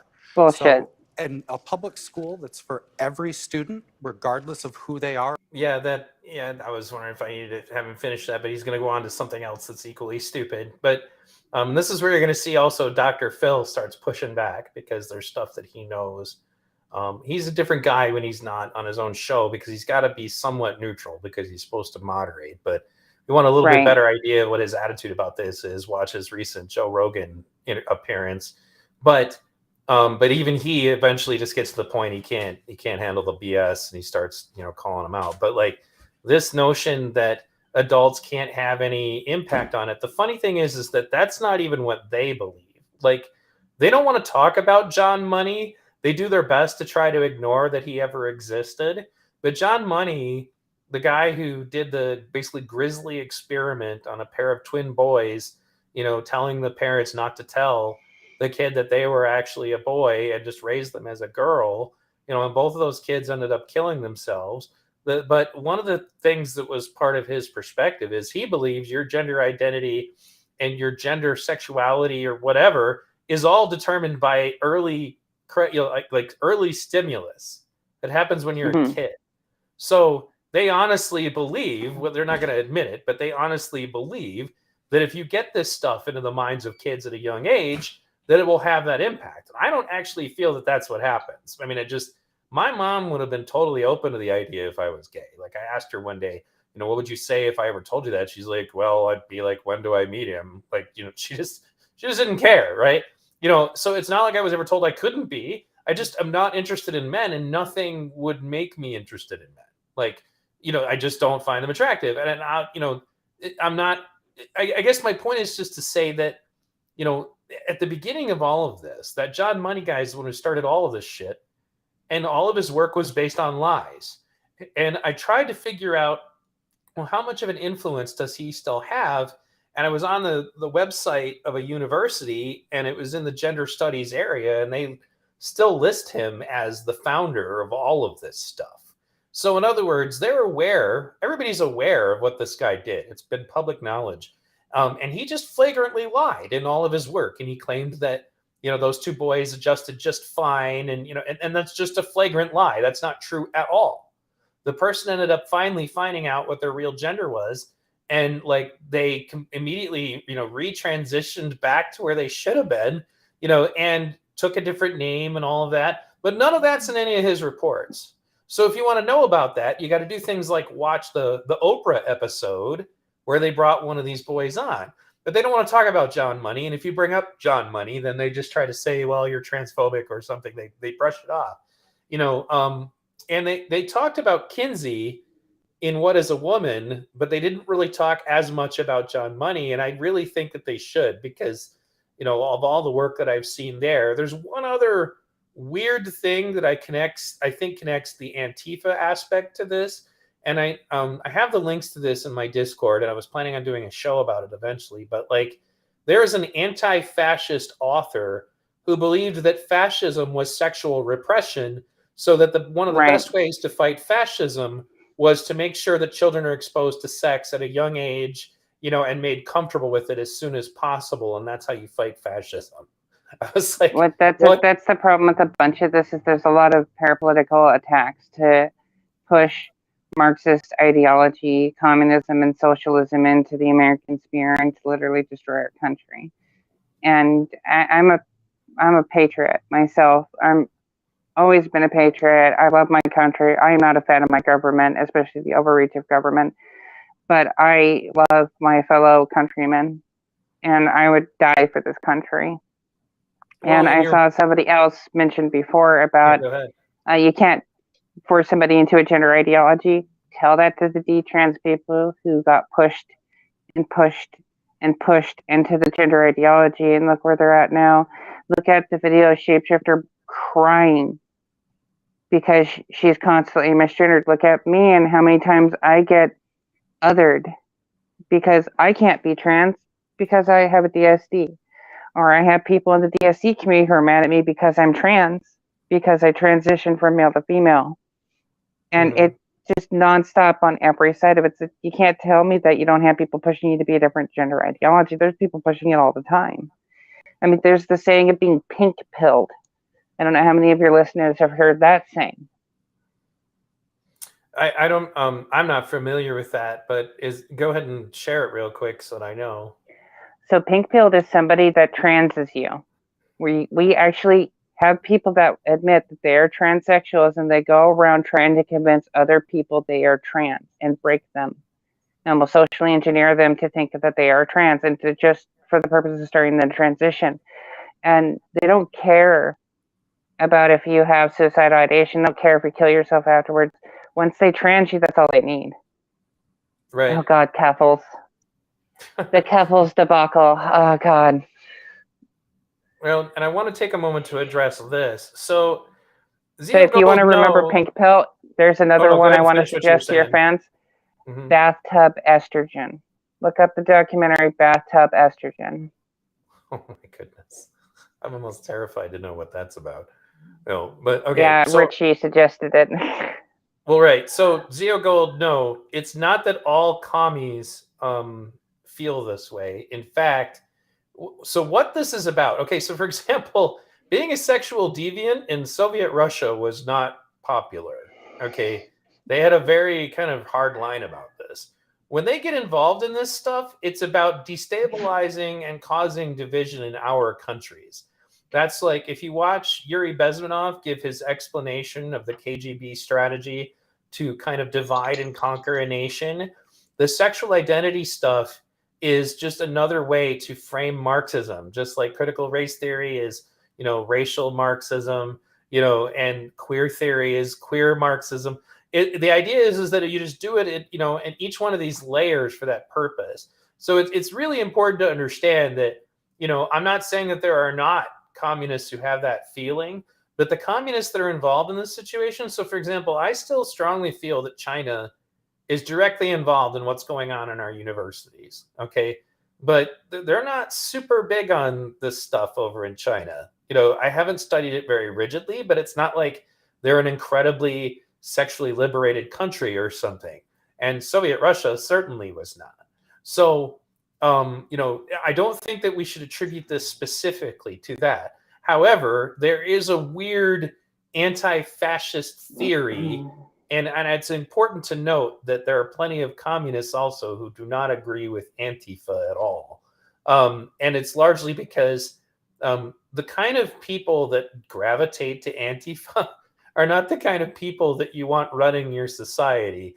They, and more to the point, even the authoritarian communists are not tolerant of people like that. I did a video specifically that was called Social Justice Warriors, Antifa, and BLM, the useful idiots of communism. Because the other thing that Yuri Bezmenov pointed out was that if a Soviet/authoritarian communist effort comes in and takes over your country, the radicals are the first people they put up on the wall and shoot in the head. And that includes radicals who believe they're communists. So what I'm getting at here is that the whole point behind this is not that they feel they need to have this for communism to take hold.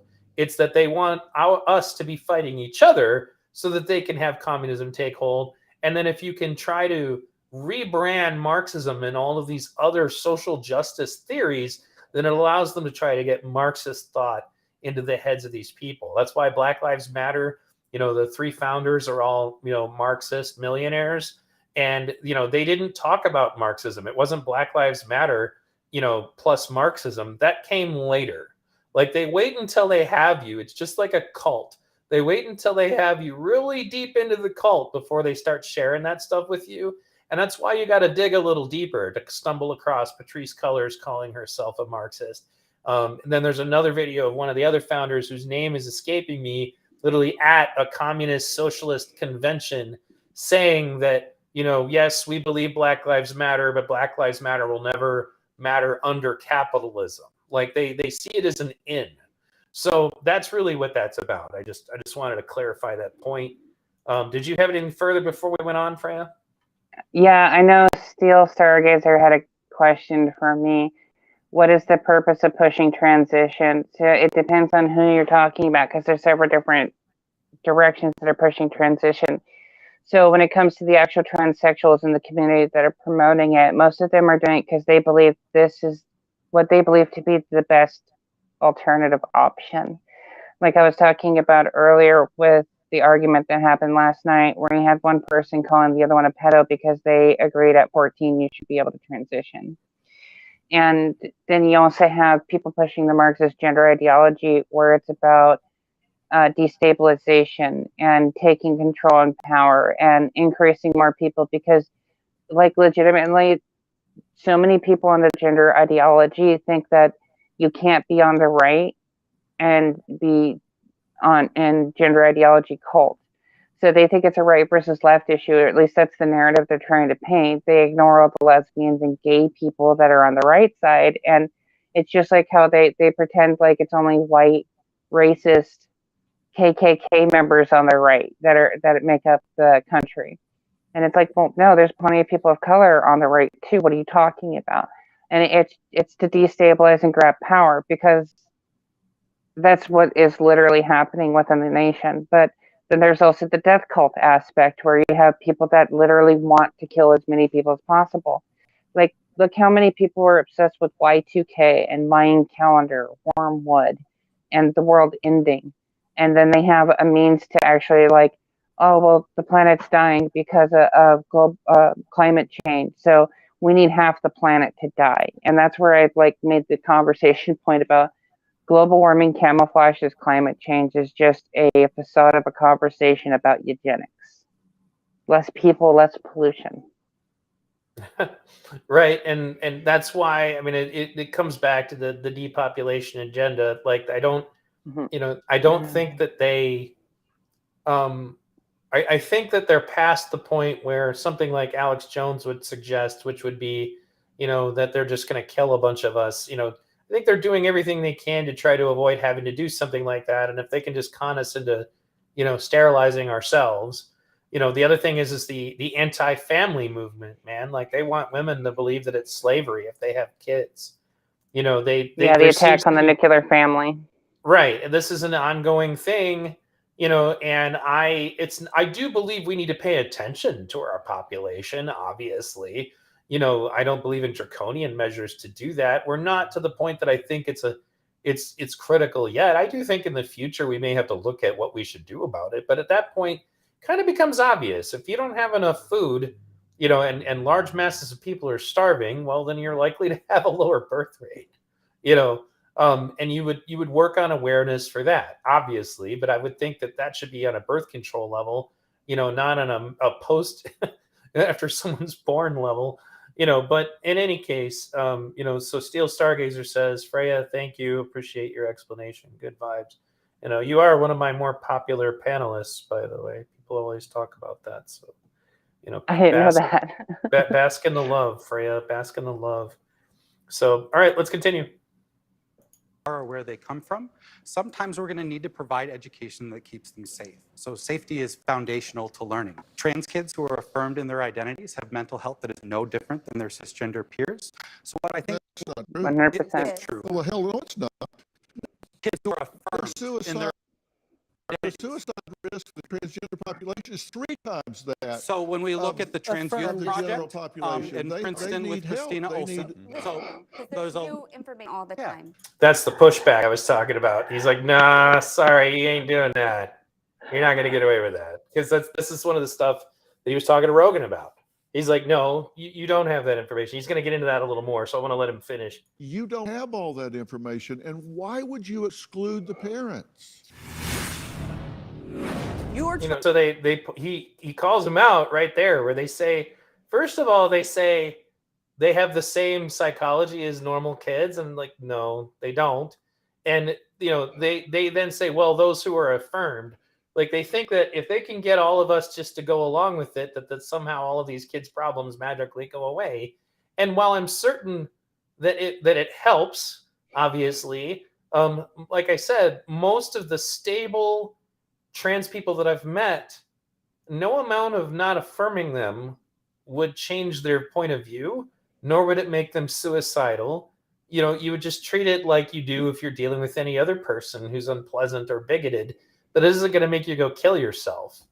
You know, there's something else going on here. You know, but the main point is that guy just tried to say they have the same psychology as and they just don't. It's just a lie. And then he said, well, the study, she's like, no, he's like, no, they don't. You don't have that information, right?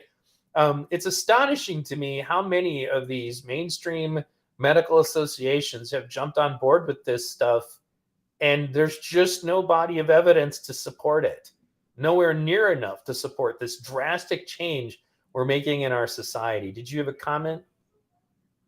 Oh yeah, well look at WPATH, the World Professional Association of Trans Health. And they went from being seen as basically the curators of procedure for trans and trans health to being a radical activist group that completely removed all the age requirements from all their procedures in the last SOC 8, which is Standards of Care 8, that they released, and then added eunuch and castration fetishes into those archives. And like I said, with nullification surgeries and gender nonconforming care that they've been pushing, but will eventually mainstream as well. There's a lot of really dark, questionable things happening here. And whenever we're talking about something, especially something that mirrors an ethnic cleansing, chopping off the breast, castrating the boys, chemically castrating all the adults, sexually lobotomizing people, we need to be 100% safe in what we're doing and making sure we're doing it for the right reasons. Right, for sure. All right, let's keep going. Trying to make No, you're decisions trying to for me as a fearmonger. parent. No, you're deflecting the question. I'm Answer my answering the question. question. You're answering their question. You're not answering mine.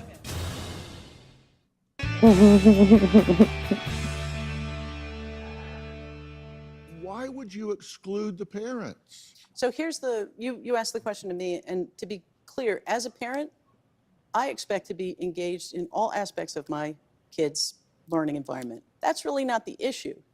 The issue is that this law is having the effect of going into the school and saying, your child doesn't get to have a book that has two moms. Your kid doesn't get. This comes back to what I said earlier about they're not going to your house and forcing you not to go to Barnes and Noble and buy this book.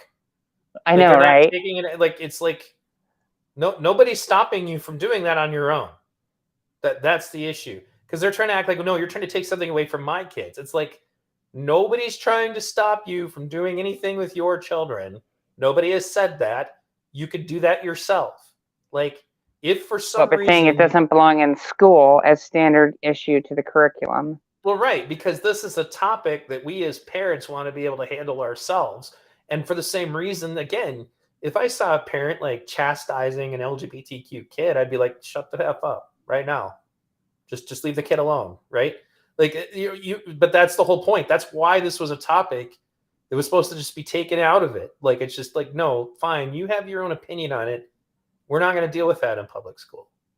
So anyway, I want to continue because it's starting to get heated here. Access to it. It's not just an individual. It's not just an individual. The difference here is you're trying to make decisions for me as a parent. No, you're deflecting the question. I'm Answer my answering the question. You're answering their question. You're not answering mine. Go ahead. Why you would assume that you know better than the parents? I don't assume that at all. Liar! Anyway. As a parent, You assume they can't teach their own kids, so. Right. Well, they're just, and this is so against anything that they say when they don't think we're listening. I don't assume it about other parents. Okay. We want parents to be affirming. We want to collaborate as educators.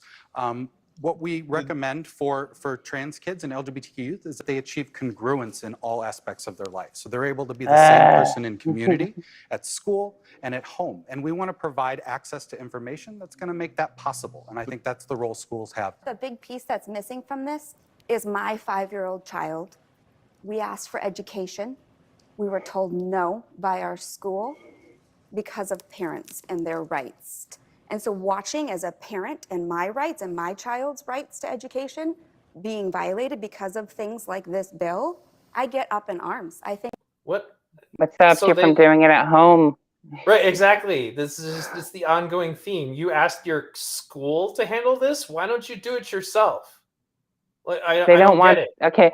They don't want the responsibility of teaching their own kids, but they want to and so by them not wanting to have the responsibility, they take away their responsibility from other people who want to help raise their kids so they can sit back, do nothing, and force the narrative they want on everyone's kids, not just their own. Right. Think about all of those 5-year-olds who can't learn. As a teacher, that bothers me. I want to remove all of those barriers from any child, right? One thing that's getting confused here, I think, is there is a line between diversity and respect and teaching anti-bullying and fair treatment between children and between teachers and children. There's a line between that and creating an environment at a public school where a belief system held by a child and or their parents must be validated and affirmatively proclaimed to be believed in by every single person in that public school environment. There is a line there, and I think we're losing track of where that line is. It is one thing to prohibit and train kids and teach kids about diversity and difference and tolerance. That's all the homosexual community ever asked for with regard to lesbian and gay youth over time. Tolerance. We were not out there 20 years ago trying to say that because I'm a lesbian, you must affirmatively celebrate it, say that it's a wonderful thing, even if it's to the detriment of your own personal, moral, or religious beliefs. All we wanted was tolerance. When it comes to gender identity, the problem is it's very different than homosexuality because what's being confused and conflated now is there is no room for tolerance and therefore no room for pluralism of belief because the line and the message has become, in order to achieve safety, safety requires validation from everybody. But that inherently encroaches on other people's rights. Home and school are different. You can believe a lot of really terrible things in your house. But that doesn't mean you're going to be able to express them at a public school, which is for everyone. So everyone. Well, right. That's kind of what we're saying. Although it doesn't have to be Right. terrible things. There are certain things that are between you and your God, or you and your parents, or you. It's not everybody's business. And I wish we had heard more from that previous lady, because I believe she's actually a lesbian, and she's talking about how, because I remember she was part of some advocacy group, and they're like, look, all we ever wanted was tolerance, and instead now you're trying to say, no, now you also have to be pro my point of view. You need to also be like celebrating that I'm gay. Like it needs to be something you're on board with. It's like they want to force us. It's not just about at this point, okay, you got to leave us alone. Now it's also, you got to pretend that you go along with it. And I don't have a problem Well, with it's even worse. Well, right. It's And even worse for lesbians because, like, okay, look at the TERF fallacy.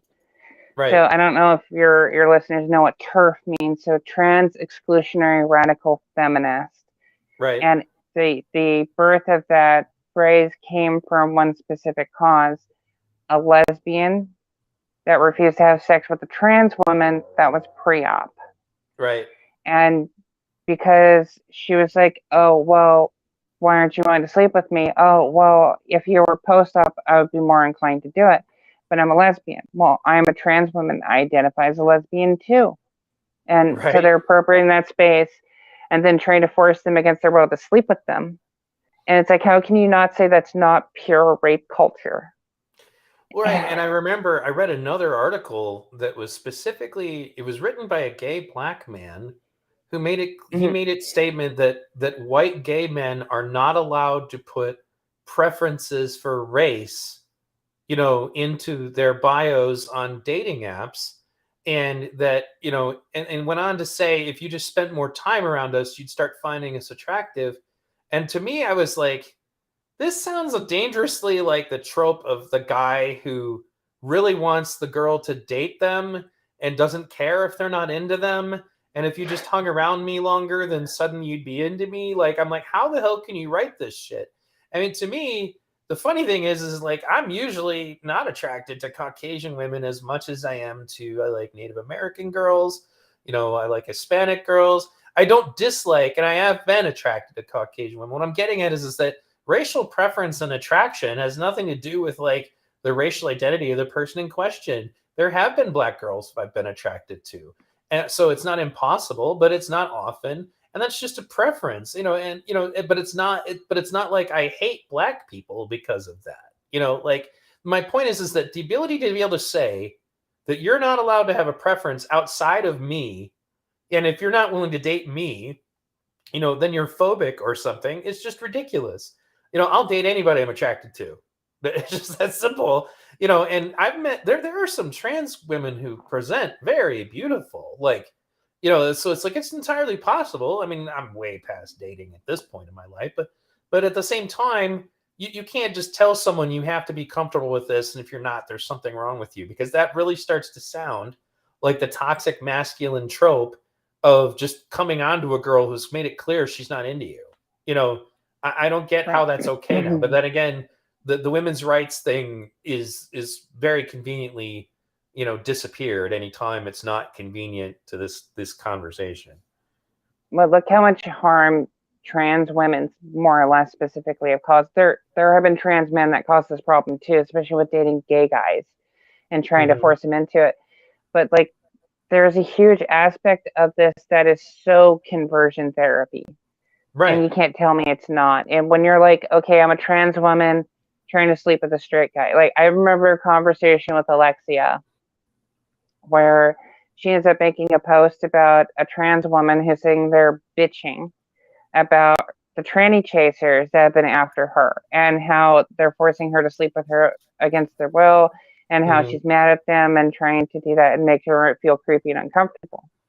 And then turns around and then flipping out, literally same day, flipping out about a straight guy who was unwilling to date her because she's a trans woman. And I'm like, so you have people that are willing to sleep with you and date you, and you're pissed at them for that. I understand, don't get me wrong, they're attracted to the suicide and the things that make us suicidal and have ideation.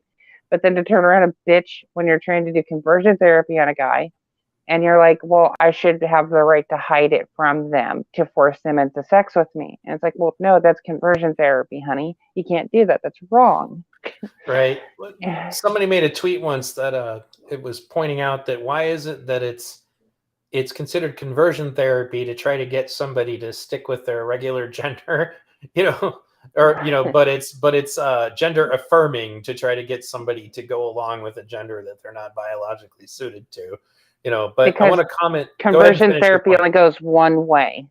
Conversion therapy only goes one way, and that's it, positive outcomes for LGBTQ people. And they can do as much conversion therapy as they want, but when you do it to them, it's monstrous. So this point John Jackson points out, and this is something I should have mentioned earlier, like in my video specifically exposing pedophiles that are involved in this LGBTQ curriculum stuff, I point out that I don't feel transgender people are any more likely to be pedophiles and gay people are not any more likely to be pedophiles. That's a separate mental illness that some people have and some people don't.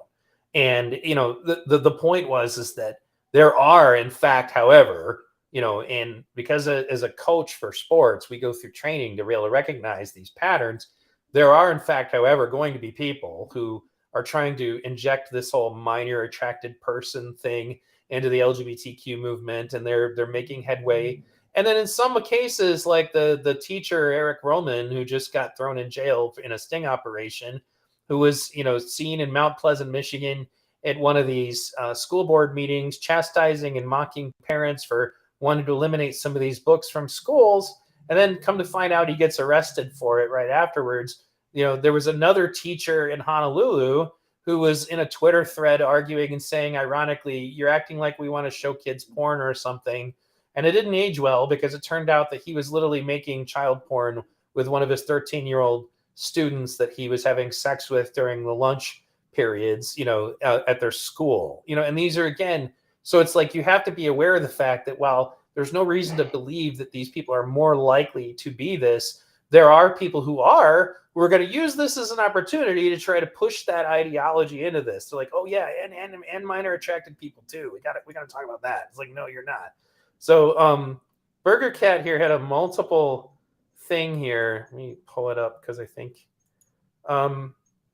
it's only in the last few years I opened up to people like Freya. After years of exposure outside of these extreme LGBTQ views, I was getting bombarded with two out of, that was the second part of something else they had said, which was here. And I'm 29. When I was in high school, I was quite progressive. And by the end of high school, I was very against the kind of LGBTQ movement because of people like this, meaning people on the TV, not you, obviously, because they then go on to say, that, it was only after being, exposed to people like Freya, and so that means that what you're doing, Freya, is really important work. And the Gays Against Groomers, it's the same thing, that it's really important that you guys and girls get out here and expose the fact that people like you exist and that this is not by any means a unified movement in the LGBTQ community. And I'm glad that that's finally getting some exposure. So in any case, I wish I could take credit. I'd give most of the credit to Buck Angel and Blair White and Alexia and several other trans that I would say started this community a lot sooner than I did. And I was not vocal about it. I kept silent and just tried living my life because I kept telling myself I deserve to be selfish. I deserve to make this time for me with what I'm going through. And then it's not in my nature to be selfish. Like, that's why I was telling myself, it's like I spent my whole life not being selfish and sacrificing my life for other people. And it's just not within me to sacrifice other people for myself. And the fact that I can spend my life trying to help and do a positive change and empower parents. And, the fact that I was able to bring some happiness to Berger and other individuals in our community that have been suffering. And I have so many people send messages to let me know how much happy they are to see us affecting some actual change. Because I remember talking to other people, and I remember when I first got on Twitter, I was told that there was just gender ideology and detrans, because people on GC will just constantly come after you trying to detrans you and break you for your gender dysphoria. And there's a gender critical group that does go around doing that. And they'll attack gender dysphoria and say, I'm just checking if you're an autogynephile. Well, if it was autogynephile, wouldn't you be asking me about fetish and not gender dysphoria? But anyways, yeah, thank you for it. It's going to take all of us. I am one person. I can't do it on my own. And it's a community of us that will actually win the day for this. Well, that's again why I said to people, you know, you guys have to support these people because they're taking huge risks, especially the crazy ones like Freya who show up at protests. Not that I'm saying that, you know, you're a bad person for doing that. I was a crazy protester once too. But anyway, let's continue. Everyone has the right to believe what they believe, but at a public school, all students have a right to feel safe. And there is speech that can be expressed in a public school that can make my child feel very unsafe. Lots of different children for various aspects of their identity. So kids need accurate language to describe the world around them. That's not something that we're going to check with people who want to take their rights away about if it's a good idea before we provide that. So this thing about feeling safe, like, I had Paul Rossi on my show, and we talked about how the definition of the word harm, for example, is one that's really messed up. But it's like safe versus unsafe, violence versus nonviolence. Like, these are terms that they're playing around with. And Antifa loves that because then they can just attack people and claim that it's self-defense. You can say that certain words are violence. But when you talk about feeling safe, you know, it's like, I was working on a short, and it's very hard to make shorts because they're a minute long. And I'm kind of a documentary guy, but like, it's literally just about what is a safe space. Like, and I want to draw a figure standing behind a wall, and then on the other side of the wall, there's a fire, right? So the person is safe because they don't know about the fire, right? No, you're not. Right. You're not safe, right? You know, but it's like it becomes down to, it reminds me, for example, of what cults and religious zealots will do. They'll tell you never to be around anybody who speaks blasphemy, right? And that's them trying to keep you safe from the influence of Satan, right? So now we need to keep people safe, that the delusion that they may have been encouraged to have, you know, like, we need to keep them safe in their belief in this new idea that we've told them is supposed to solve all of their problems. That's what's at risk here, not them physically. You know, and I again would say, and my kids are, that's the funny thing is, one of my kids, you know, is straight as a razor, and he hangs out with the LGBTQ kids all the time, but he's totally anti-woke. You know, but it's there's no question though that if somebody were to put their hands on one of these gay kids, he would beat the snot out of them, you know, and then I'd take him out for pizza afterwards. Like, that's the attitude here. But it's like, they don't understand that they're doing things that are going to make these kids unsafe.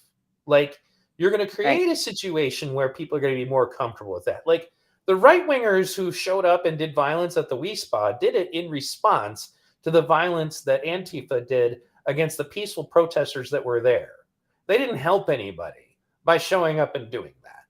You know, and look at the hundreds of people that went after Chloe Cole and Shapeshifter and a bunch of detransitioners that were speaking out against giving puberty blockers. They were just trying to stop surgery on minors and giving puberty blockers and trying and affect a positive change. And they got threats, and like Shapeshifter is still getting death threats, and so is Chloe over speaking out there. And God, like, you want us to feel safe while you're also threatening to kill us all.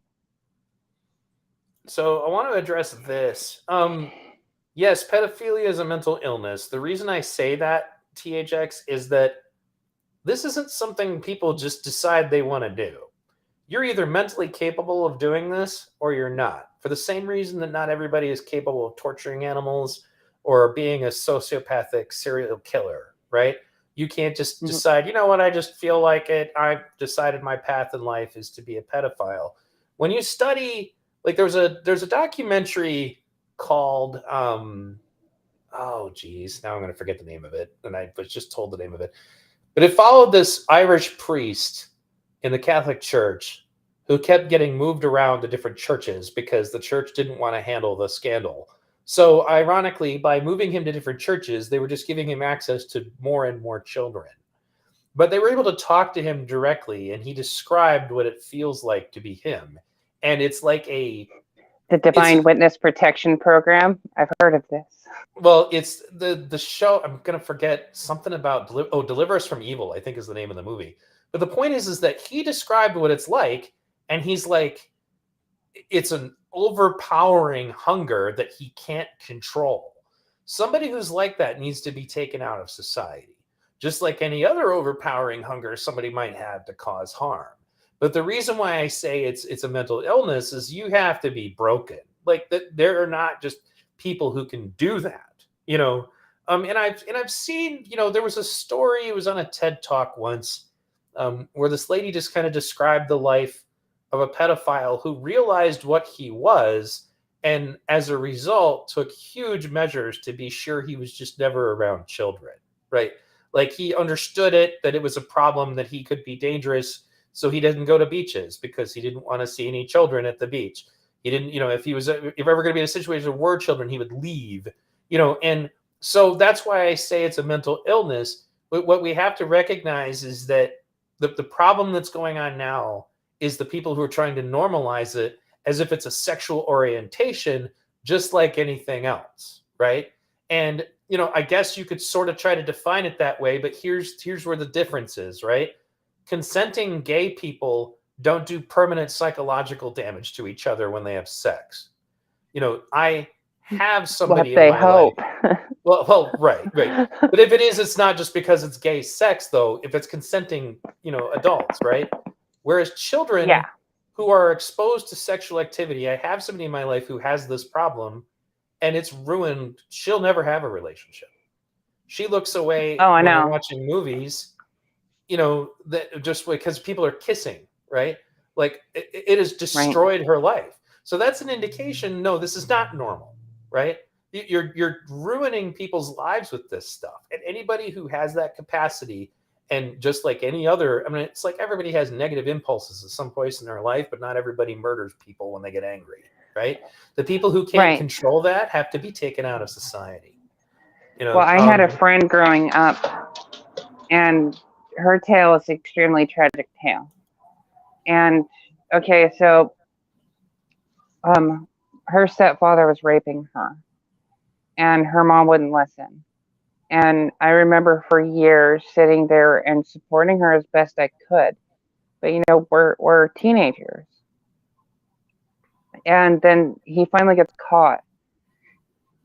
Her mom literally rejected her and threw her out of the house for wrecking her marriage, and blamed her own daughter. And so like, I understand there are tragic, horrible tales that happen to kids, and it's like, but we're not focusing on the real problems that do happen, and fighting for the sexual citizenship of children, and having that scenario happen. Or like one of my best friends, he got raped by a family member, and it was an uncle that raped him, and then literally he was afraid to come forward about it because when his sister was raped before him and she came forward about it, her parents crucified her as a slut and everything else and shamed the shit out of her for it. And that she led him on because that was the grooming he said to his parents, because they couldn't believe it. And then when their own son was raped next, like not even a couple months later, I've actually been talking about us doing a cast together because I've been wanting to restart my podcast, and to let people get a better understanding, like what I grew up with and what we went through in the area we grew up in. You know, I grew up in an impoverished area. I grew up in a ghetto. Me too. Like my high school had 2 drug raids before I graduated, and over 150 students were arrested the first time after they had an undercover police officer in the school that ended up sleeping with 5 students that were underage. But she got a pass because of the greater good that she did.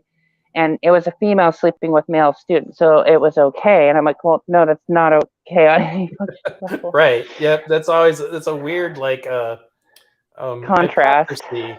Yeah, that's Shoe on Head did a whole video series about that issue. But so what? Oh my God! Out here, Shoe on Head, are you a card touch to 4chan by chance? No, I haven't done that, but okay. So George Takei brings up an interesting point because George Takei tweeted at one point that if there was any grooming going on, it would be just to help young men with their their hair and their hygiene or something. In other words, he was making fun of the idea. And then somebody uncovered an interview with them from years ago where they said they lost their virginity at 14 years old to an adult camp counselor. So that's why no, there is a grooming thing that's real. It does happen. And we need to pay attention to it. But in any case, continuing. No, but public schools need to focus on fact. Yes. Not on beliefs. So every public schools should major be neutral medical, toward psychological, belief and systems. educational organization that exists in the United States is in complete agreement about what LGBTQ youth need. The false What we're consensus seeing right of medical now, associations what we're seeing right now is no conspiracy justification theories for trying to come into our schools and counterfactual set policy, statements and it's really that unfortunate. gender identity Well, can determine or affect The question biological is, are sex. schools getting too political? And should the government just stay out of all this? Yes. I'm going to ask Yes. my panel more about that when we come back. You don't need to ask a goddamn panel for shit. Yes, the government should not be in our lives any more than they should be. Right. Well, right. I want you to welcome virtually Florida State Representative Joe Harding, who helped sponsor Governor DeSantis' bill, Parents' Rights in Education. Representative Harding, thank you so much for taking the time to join this conversation. Thank you, Dr. Phil. What was the intent of this bill? Parents during the time of COVID, during the shutdown of schools and when learning came home for our children, I'm a dad of 4 kids. I think a lot of us realized that there was not enough involvement from us as parents in the day-to-day of what our kids were learning, how they were learning it, et cetera. And so we started to hear from constituents and we started to hear from people around the state of Florida that there was this idea that the school district had some right of privacy with our children and to have closed door meetings with our children without us being involved. And it was shocking to parents. It was shocking to me when I heard some of the examples. And so what we did was we passed a bill that just reaffirms most of what so many of the folks supporting the bill today on your panel have said, which is that parents, as parents, we know our children better than anyone else. And so if a school district's going to do anything that pushes me out as a parent, during my time in the legislature, I will fight every day to make sure that parents are reinserted in the day-to-day learning of their children. Well, you say there's a Hell lot yes. of fear-mongering around this law. How so? Well, I heard one of the opponents of the bill use some quotes that supposedly that I said that there was too many gay people or too many gay teachers. That's just not true. I never said that. Anyone that knows me knows that doesn't even sound like me. It's tactics like that. It's tactics like using "Don't Say Gay" as a bill title because it was trending on Twitter and people made money on social media, an ad campaign using a trendy line. The reality is it's not in the bill. Nadine, you had a question for the representative. Yeah, if you're unclear about my objections, it's not my feelings. It's that the school my son goes to or will be going to, they're being told, don't even have a rainbow sticker in your classroom. We are removing books that include families that look like yours. We are putting warning stickers on content around race and sexual orientation. And it's not generically, it's only targeting LGBTQ youth. So the fact that you don't specifically say gay or homosexual or anything in the bill, the intent of it is crystal clear to anyone who listened to the debate. And to pretend that you don't understand that is just disingenuous. Well, if we took every person that was an ally of Florida Equality against my bill and took their quotes, we had allies of Equality Florida in the legislature and in some committees saying parents needed to get out of the way and allow the school to do their job. Parents needed to stop supporting pesky bills like our bill that was empowering parents. So I don't think that's I probably wasn't something empowered we by want to do. that But bill. the other, I wasn't empowered by that bill. In fact, every hearing was a direct threat to me. That and bill my child. protected you, your child, from Not there a being a bit. conversation happening behind closed doors Not a without your bit. consent and knowledge. It absolutely did. Whether or not you respect the fact that it protects you is one thing, but what we're talking about You is the can fact read it that no again. adult can go in and have a You behind talked about closed doors- curriculum Nadine, and I instruction. can't talk, you keep interrupting me. I'm trying to talk to you about the bill and the facts of the bill. I've read the bill more often than you have. And what you're saying, How you're could you telling me what possibly my know how many experience times was. I read the bill? I mean, this is just a perfect example of misinformation. She tells her, I've read the bill more often than you have. And it's what she's like, how could you possibly know that? This is when things start to get like Twitch debate bro, like left nonsense, because there isn't any way. I guarantee you this woman was not sitting around watching her opponent. How many times she read it? How many times did she read it? You have no way of knowing that. Just anyway, I want to finish because this gets good. One of the things that's most insulting to me as a parent is this idea that the fact that because I'm a parent and I want to be involved in every decision that happens, that's critical decision that happens in my child's life, that somehow makes me anti-gay. That is just insulting to millions of parents all over our country. And I think that tactic is so fearful. It's a fear-mongering tactic, but it has really dangerous implications, I believe, across our country. Let me say this, because I want to say it on national television. I don't think you're anti-gay. I think you see this as a political move. Let me read a statement from Governor Ron Bitch can eat DeSantis' a dick. office. There's been a lot of discussions about this particular piece of legislation, and I must tell you, these leftist politicians, corporate media outlets, some of these activist groups, they actually have read the bill, and they're sloganeering because they don't want to admit they support a lot of the things that we're providing protections against. For example, they support sexualizing kids in kindergarten. They support injecting woke gender ideology into second grade classrooms. They support enabling schools to transition students to a different gender without the knowledge of the parent, much less without the parent's consent. So that's from the governor's office. So, Representative, let me ask you in closing, and I'll let you go because I know you're busy. Do you want this part is important, so everybody pay attention. LGBTQ children to be safe and feel safe in the schools and in their lives in Florida? Every child in the state of Florida, regardless of their color, their gender, their zip code, or anything else about them, should be safe in our school districts. All children matter, and all children shouldn't be bullied. And our parents have got to be included because no one knows the child like the parents. It's interesting that he can't say that he wants LGBTQ kids to be safe in school. You have to make it broader. He just said that. This is I like the know. all lives matter argument. He just said, I don't care about their race, their gender, their whatever, or anything about them. So that includes LGBTQ, but they're going to try to trap him. So listen to this because it goes further. Why can't you just say LGBTQ kids should be safe at school? Will you say that now? Will you say that now? You want LGBTQ kids to be safe in school? What you're continuing to do is spread fear and somehow So the say answer that is I'm no. anti-LGBTQ. Understood. All children, regardless Understood. of You can't what say their LGBTQ kids. gender is, what their sexuality is. He just said all kids, all. Now, That's he could have the shut spin them down a control. little faster. Well, right, but it's just okay, understood. Message received, because now we're going to go on Twitter and say that you can't say that LGBTQ kids need to be safe. He's talking about all kids.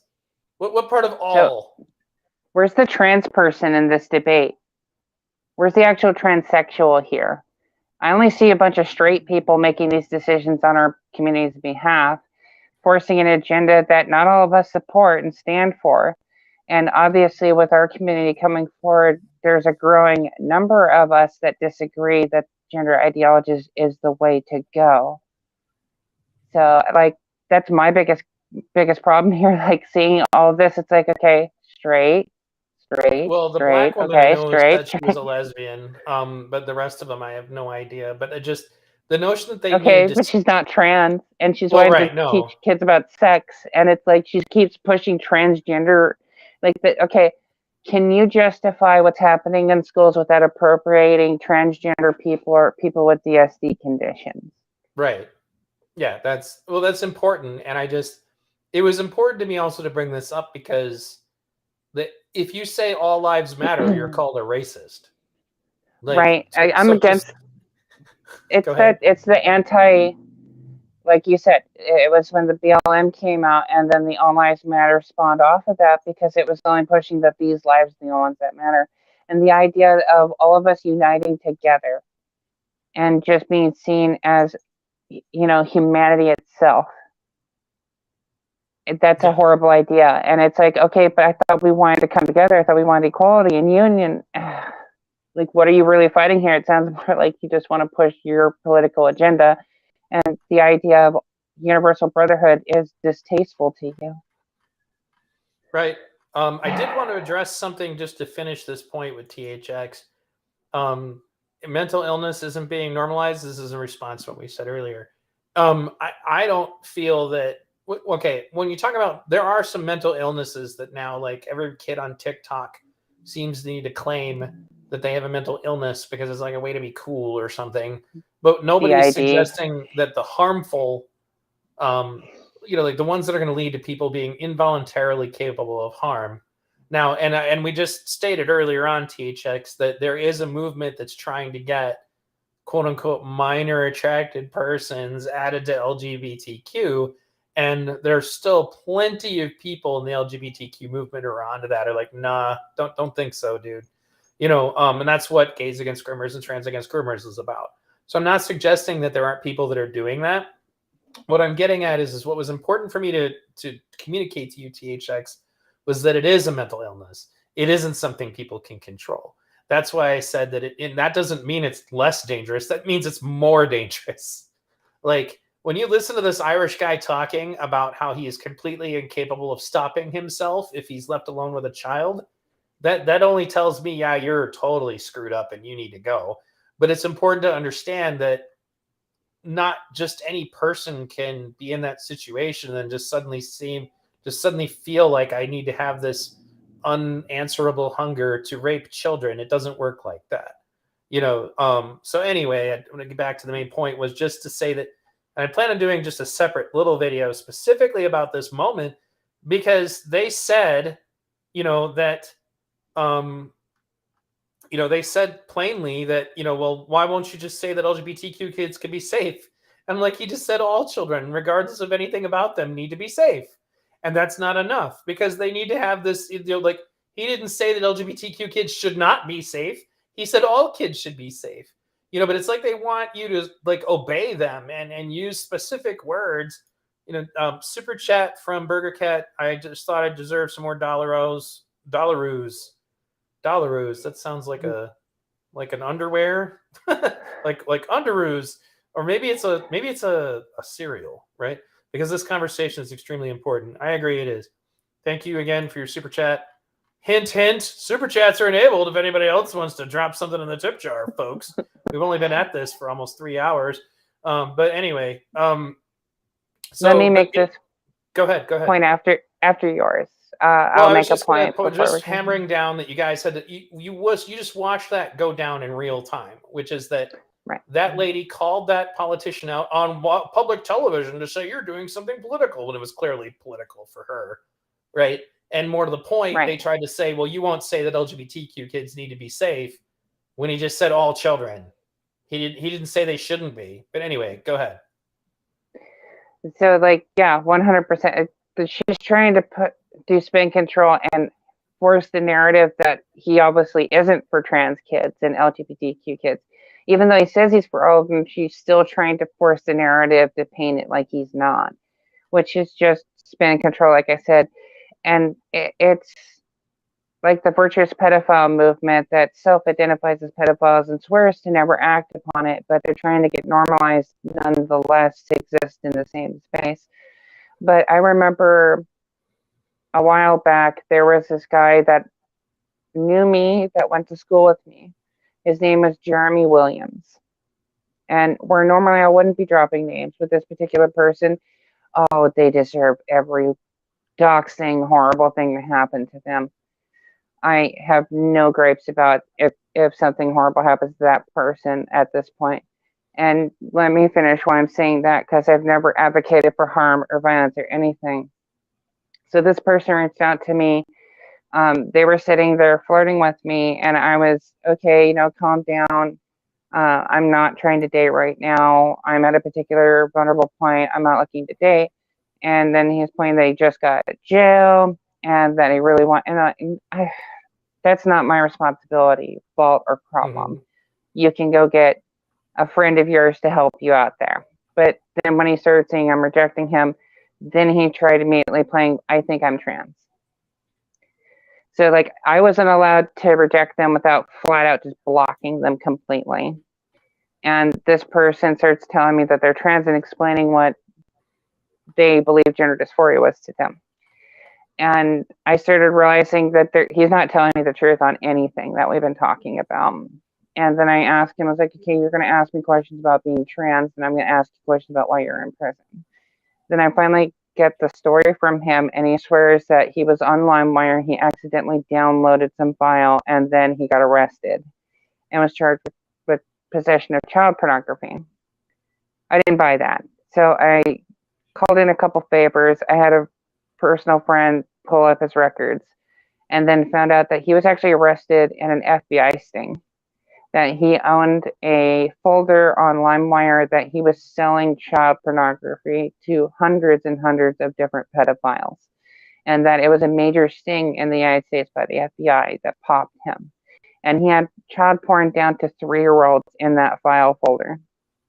Now, he was reaching out to me to ask me specifically about the laws with trans in my state of Oregon. So in Oregon, you have a check mark box you can check mark to say that I want the record seal of my name and sex change when you officially did the records, and then they seal everything. And it's considered illegal to dig it up, and you can't dead name people. So that he wouldn't have to be registered on the sex offender list, and he could hide his behaviors and criminal actions. And that's where it's like I'm concerned with these laws coming out like this to protect trans people, but ignoring everything else in between. And it's disgusting and disturbing. So that was officially the first person I ever doxed publicly and destroyed his life on social media beyond all comprehension. I regret nothing. That person needs to be in jail, and he's looking for ways to hide from his criminal past so he can go forward, and he's trying to appropriate trans just so he can do it. And this is what we talked about, predators were prey. And it's so disturbing. And I saw somebody... Go ahead. Thank you, Lucifer. All the love. So, that Eric Roman guy I mentioned earlier is out on bail right now, and he had put up a GoFundMe in it. We got it taken down, but he put in his GoFundMe, the details of my case are not important. It's not important what I was arrested for. He just wanted to say, I can just assure you that I didn't do it. I'm like, dude, you got caught in a sting operation. You were talking to a cop who was pretending to be a kid, and you went to the house thinking you were going there to have sex with a kid. Not quite the same situation, So and I get it. You get these people out of the situation so that they can't harm more children, and that's really what's important. So let's continue. Matter and must be protected. The idea that you're trying to break down our children into little groups and say that certain kids matter more is dangerous, and we've got to call it out. Here's the This part is of just because there is no group called LGBTQ. But listen, no trans kids, no queer kids. You're saying You there's have no appropriate trans. So now we get the truth listen, that they don't my get. child labels exists. being applied to little My kids. child exists. And she did not learn well in kindergarten. The second we put her in a school that protected the teacher's right to read I Am Jazz, which took all of 30 seconds, her reading and math and everything improved. And Oh my God. That's what simple fact. Oh my God. Reading Jazz Jennings books is a cure-all for bad education in schools. I am telling you, if we tell more people about Jazz Jennings, then suddenly their reading, writing, and arithmetic will all get better if we just do that. And I have not looked at Jazz Jennings's books yet, but I was told that that's an example of somebody that was kind of Can you fact check this? I don't know how you would, but could you fact check this for? Well, maybe right. It was you take your supposedly kids that and then person like actually had a pretty rough time. Like I heard that later on they didn't adjust very well, but I haven't been Jazz able to nail Jennings that did down. not. Well, Jazz yeah, go Jennings, ahead and I share feel it. bad for Jazz Jennings. Oh my God. So like Jazz Jennings is a prime example about what happens when you give a kid puberty blockers too young and they lose sexual satisfaction as an adult. And because of that, Jazz had to go through a more experimental, more dangerous procedure. And there are shots of Jazz Jennings in a bathing suit. You can see exactly what I meant about what they had to do to give Jazz Jennings cosmetic value by sacrificing sexual functionality. So now they're a literal eunuch and can't really have sex. Like, yeah, they physically can perform the act, and claim it's fully functional, but lack of sexual satisfaction, any adult can tell you that's kind of important to reach climax at the end. Or else it's just the torturous punishment that just, yeah. And I wonder about the sunken cost fallacy that comes into play on that, because there's no going back. Right, and that's so. But to get to the point here was just to say she literally claims that her child underwent a magical transformation in their education just because somebody wrote read "I Am Jazz" to them as a kindergartner. Instantly. We keep forgetting that they're talking about a 5-year-old here. Like I just, oh my goodness. Okay. They just So got past Head Start and now went into kindergarten, and yet spending 30 seconds to read one book just drastically increased their education. And I think it cured ADHD in the process. I'm not 100%. We're going to have to fact check that one. But go ahead. Sure. Facts. I am a teacher. I've taught these lessons before. They don't take time away from math and reading. They do the opposite. They say, I see you, I see you, you exist. When the lesson occurred, Representative, thank you for joining us today. Parents agree with. Children don't believe that adults that a fairy flies into their bedroom at The night. issue of race has touched all Americans across the country. How should we talk about that in schools next? Go ahead.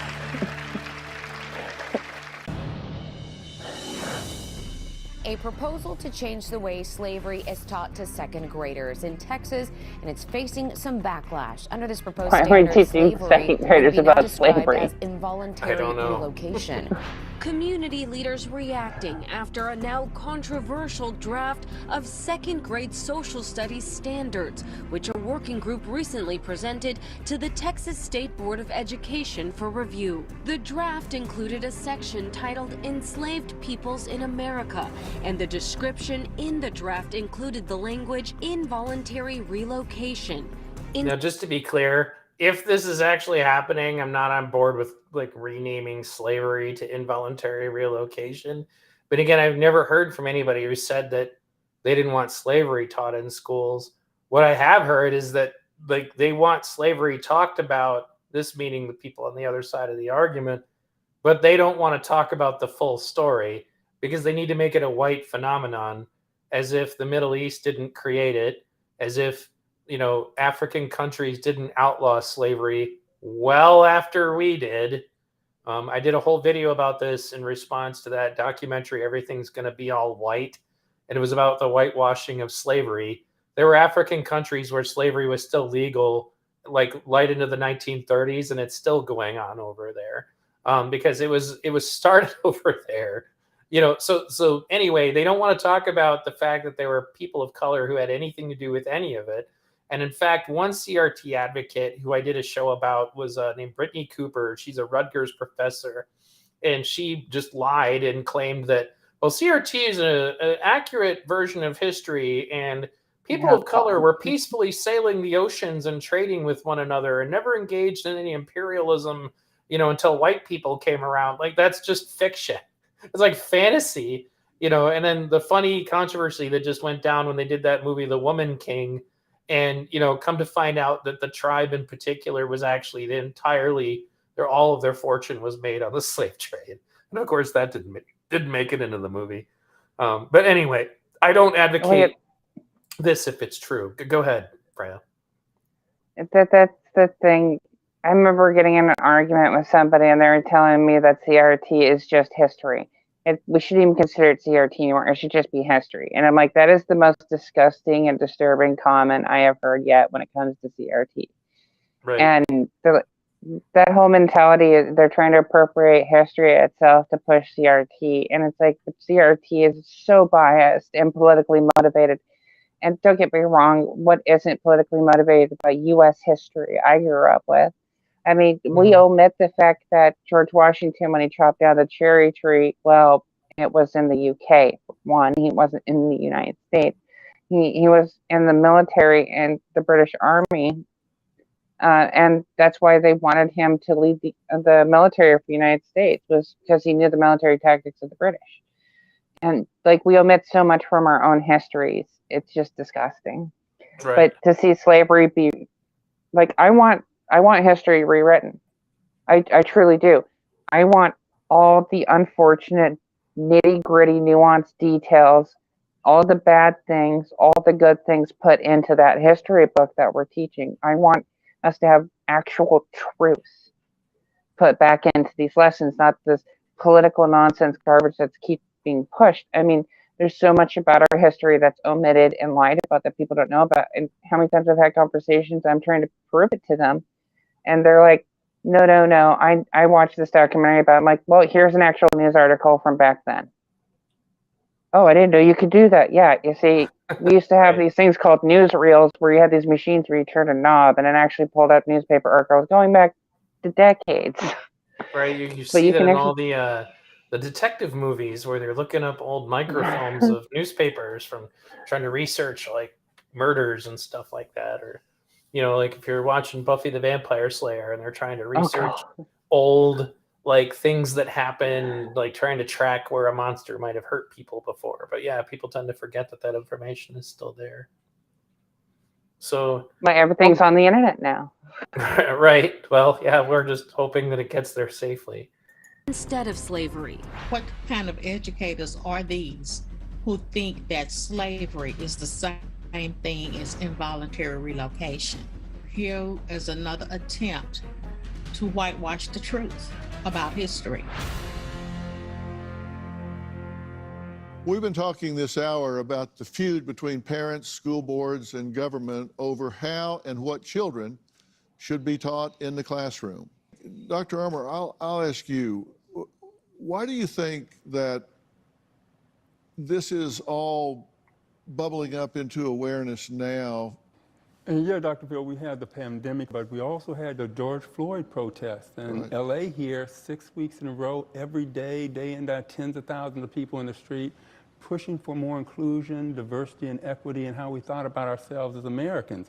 And then there was this backlash, and we're seeing some of the backlash against the inclusion, diversity, and equity movement, and a kind of characterizing it as critical race theory, a kind of demonization of it as anything talking about, the history of race in this country and racism that makes us feel uncomfortable or makes my child at school feel uncomfortable should not be covered, because that will in some way hurt his self-esteem or her self-esteem.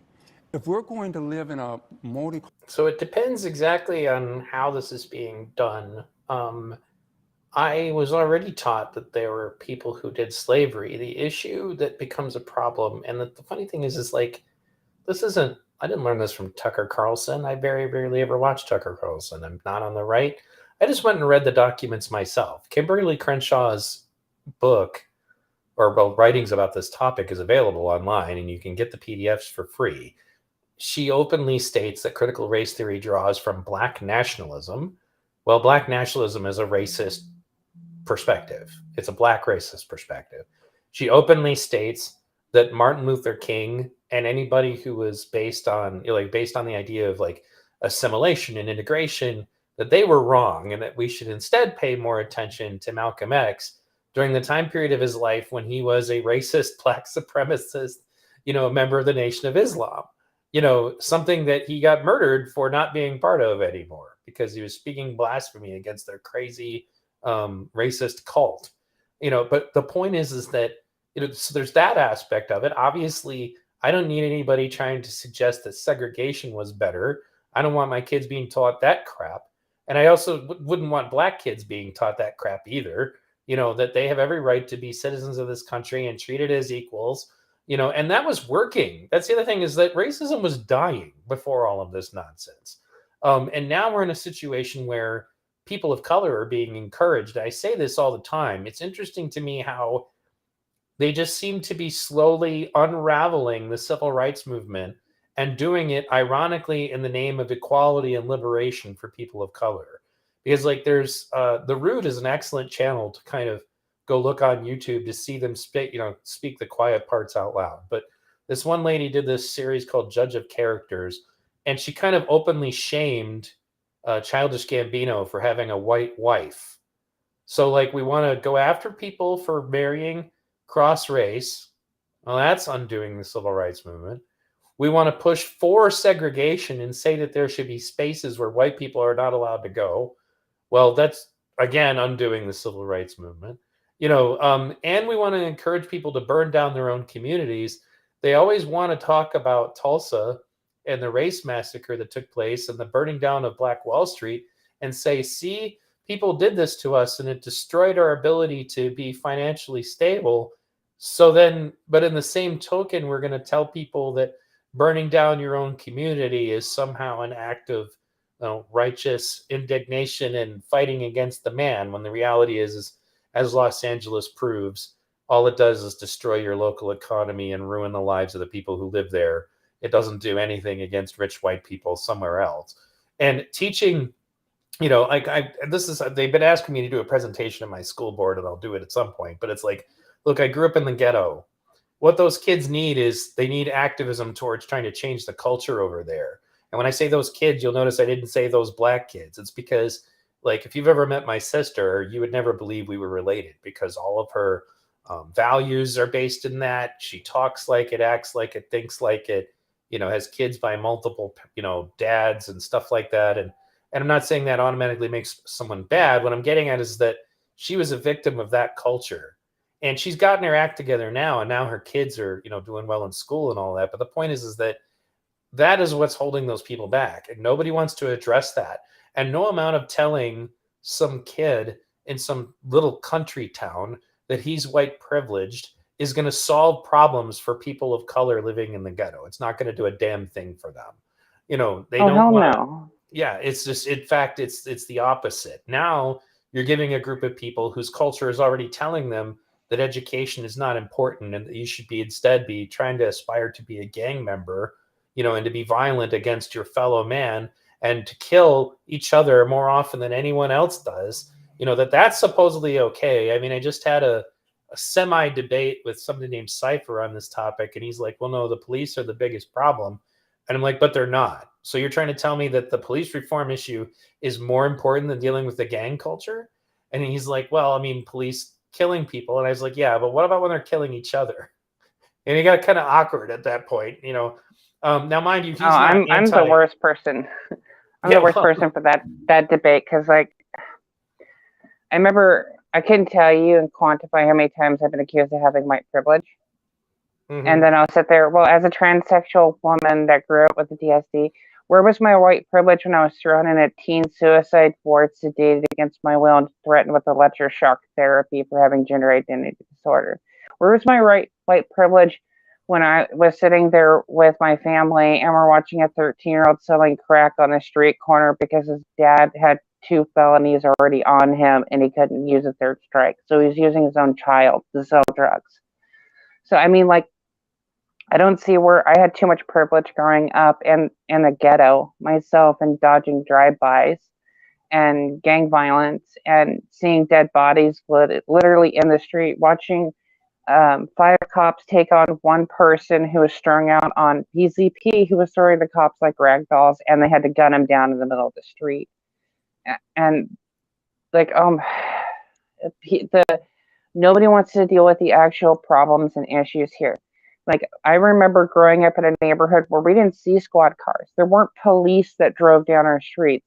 We'd see the ghetto chicken or the police helicopter, but that was it. We'd only see police presence if they had a SWAT team and they were coming into our neighborhood. So, like, the defund the police movement where they're trying to remove the police stations. It's like, I'd rather keep a law enforcement presence but have an elected sheriff, for instance, versus a city established police department where they have no liability. And the police Right. chief has no liability. And that's where it comes in. It's like, I want to see police reform. I don't want to see the cops gone.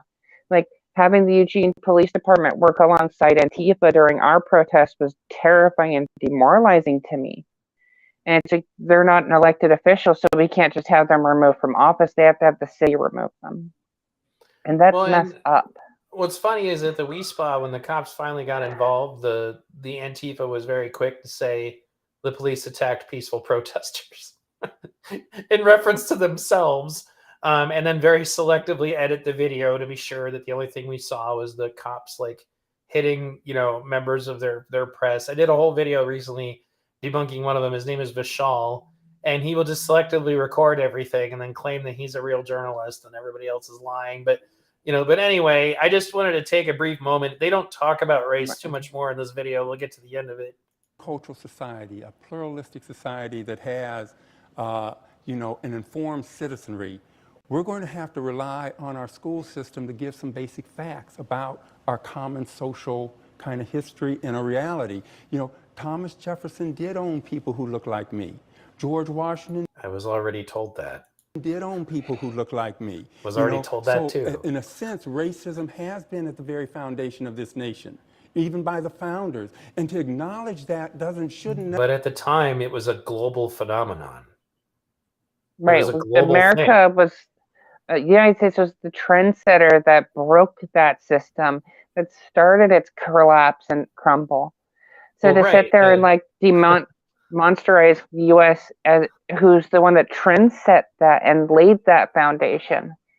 Like, and again, not mentioning any of the African nations that continued to do it after we were already done with it. But anyway. Necessarily make someone who is the same race as Thomas Jefferson feel bad. It should give them a sense of how far we've come, how far It only makes you feel bad when they try to say that white people as a collective monolith are responsible for these things, or to imply that white people as a whole hold some accountability for these things. And that's where it becomes a problem. Nobody was uncomfortable with us talking about slavery. They act like we haven't been doing it in schools when we've been doing it. I mean, I haven't looked at any books from the 50s, but it's not like people weren't talking about slavery.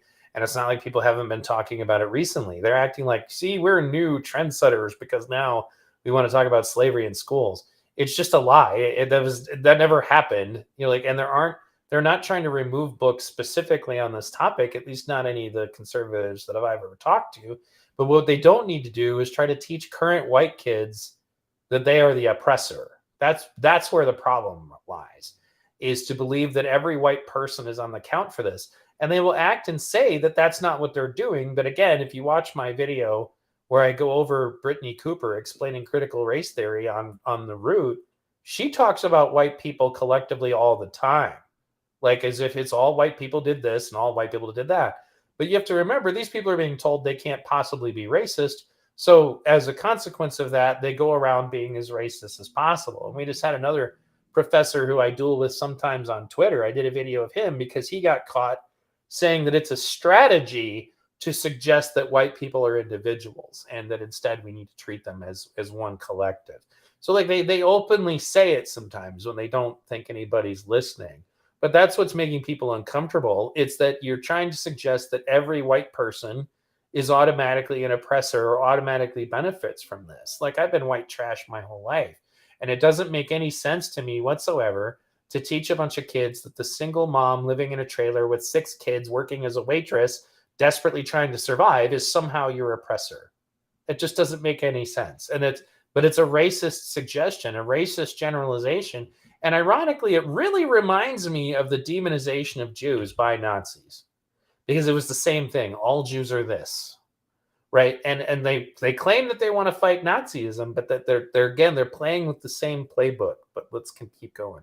Arc of justice has bent over the last 150 years, that we made progress. We've become more inclusive. We've become more inclusive around race, and now we're struggling about becoming more inclusive around sexual orientation and gender identity. So this is part of a grand struggle for us as a nation. Well, you know, everybody talks about teaching critical race theory in school, and that's not happening. You know, Well, we know it that. is. Right, yeah, we've really You're cleared going that to We'll get get into that critical later. race theory and Right. what, the second year I was like, law that's school, why the maybe? lady said, yeah, we've really cleared that up, What is right? being taught in school? They're teaching, for example, not just facts, but to respect the flag and the Pledge of Allegiance and to have Oh, dear reverence for the God. founders of this nation, right? They teach a lot of values. We've been teaching about, you know, the struggle for civil rights was a good struggle. We made progress. So that's a value, that actually being more inclusive is a positive value. And that's what I hear folks arguing with LGBTQ issues now. Good pedagogy says we are all in this together. We made mistakes, but we can move forward together, right, with our insights. The pedagogy of the mistakes. oppressed. More on this when we come back.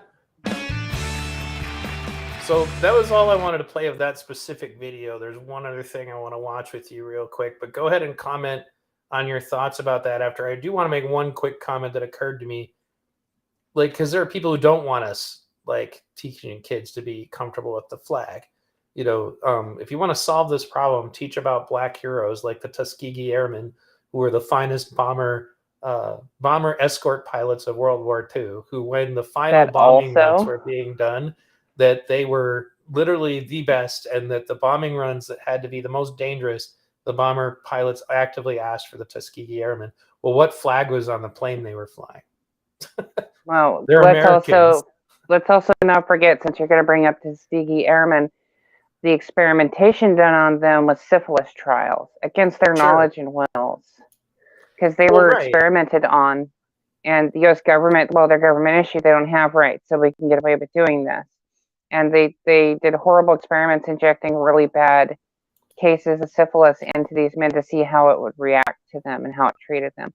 Horrible next level shit. Like the stuff you should be calling out that's absolutely racist, we're not calling out anymore. We're omitting it. Like you're said earlier, we're not fighting for these rights. We're trying to remove them. We're trying to dismantle all of the good successes and wins we've had for race and sexuality. And we're doing all look, okay, I have been saying about trans women and women's sports, we can't validate ourselves as women at the expense of women, especially at the cost of suffrage, to rob them of their right to free speech and to have a say in the matter. We're relying upon them to trust us to come in their spaces. And then we have predators that are self-IDing themselves into putting women into uncomfortable positions where they're taking pictures of them in the restroom.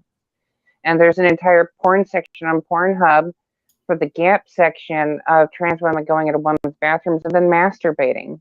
You don't see a bunch of trans men going into men's bathrooms and masturbating in the stall, recording it and putting it on Pornhub. But trans women, you do.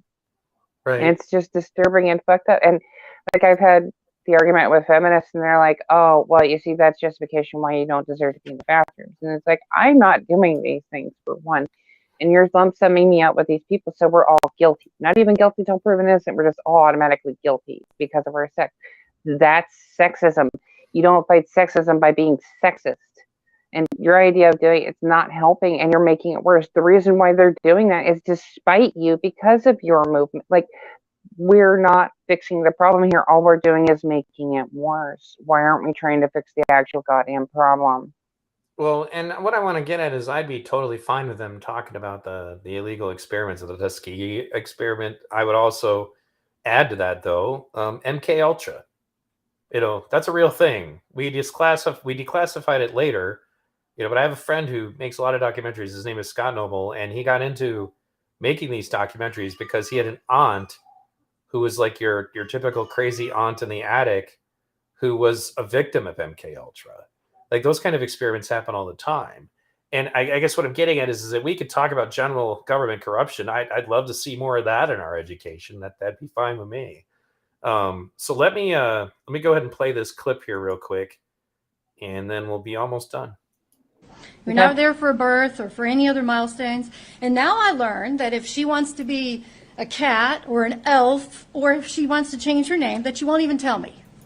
And did you know that if she were to join a walkout protest, just like today, that she could be handed literature with a link to a Discord server where it's written, and you'll have this in your article there, from the Pride Liberation Project, the PLP. May as well stand for the People's Liberation Party of Communist China. This, for example, what does the Pride Liberation Project state on their private channel for outed or in crisis students? I quote, "In the event of you needing to leave your home, we can provide you with emergency housing. For the same night, we may be able to find a student in the PLP who can take you in.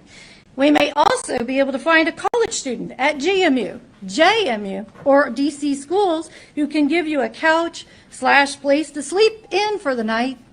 In the short term, we can provide a couple $100 immediately through Venmo or Zelle." Are you promoting kidnapping? Are you allowing groomers and kidnappers near our children? Are you promoting puberty blockers and or gender mutilation? Are you trying to destroy the up-and-coming generation? It sure looks like it. You can keep your pronouns to yourself, but keep your hands off our children. Thank you. Now, I've heard about this, that they're basically just trying to be like they think they're the Underground Railroad or something for these kids, and but how is that not like setting up a scenario where inevitably, if there is a pedophile among them, well, that'd be a perfect opportunity, right? But also just the idea that, again, instead of like trying to find a way to help them reach out to their families and change their families' views on these things, it's always about the parent is evil and is irredeemable. You have to remember, we were told earlier that, well, no, we're not trying to tell parents they can't be involved. Well, if you're setting up a scenario to encourage kids to run away from their families, yeah, that sounds like you don't want the parents involved.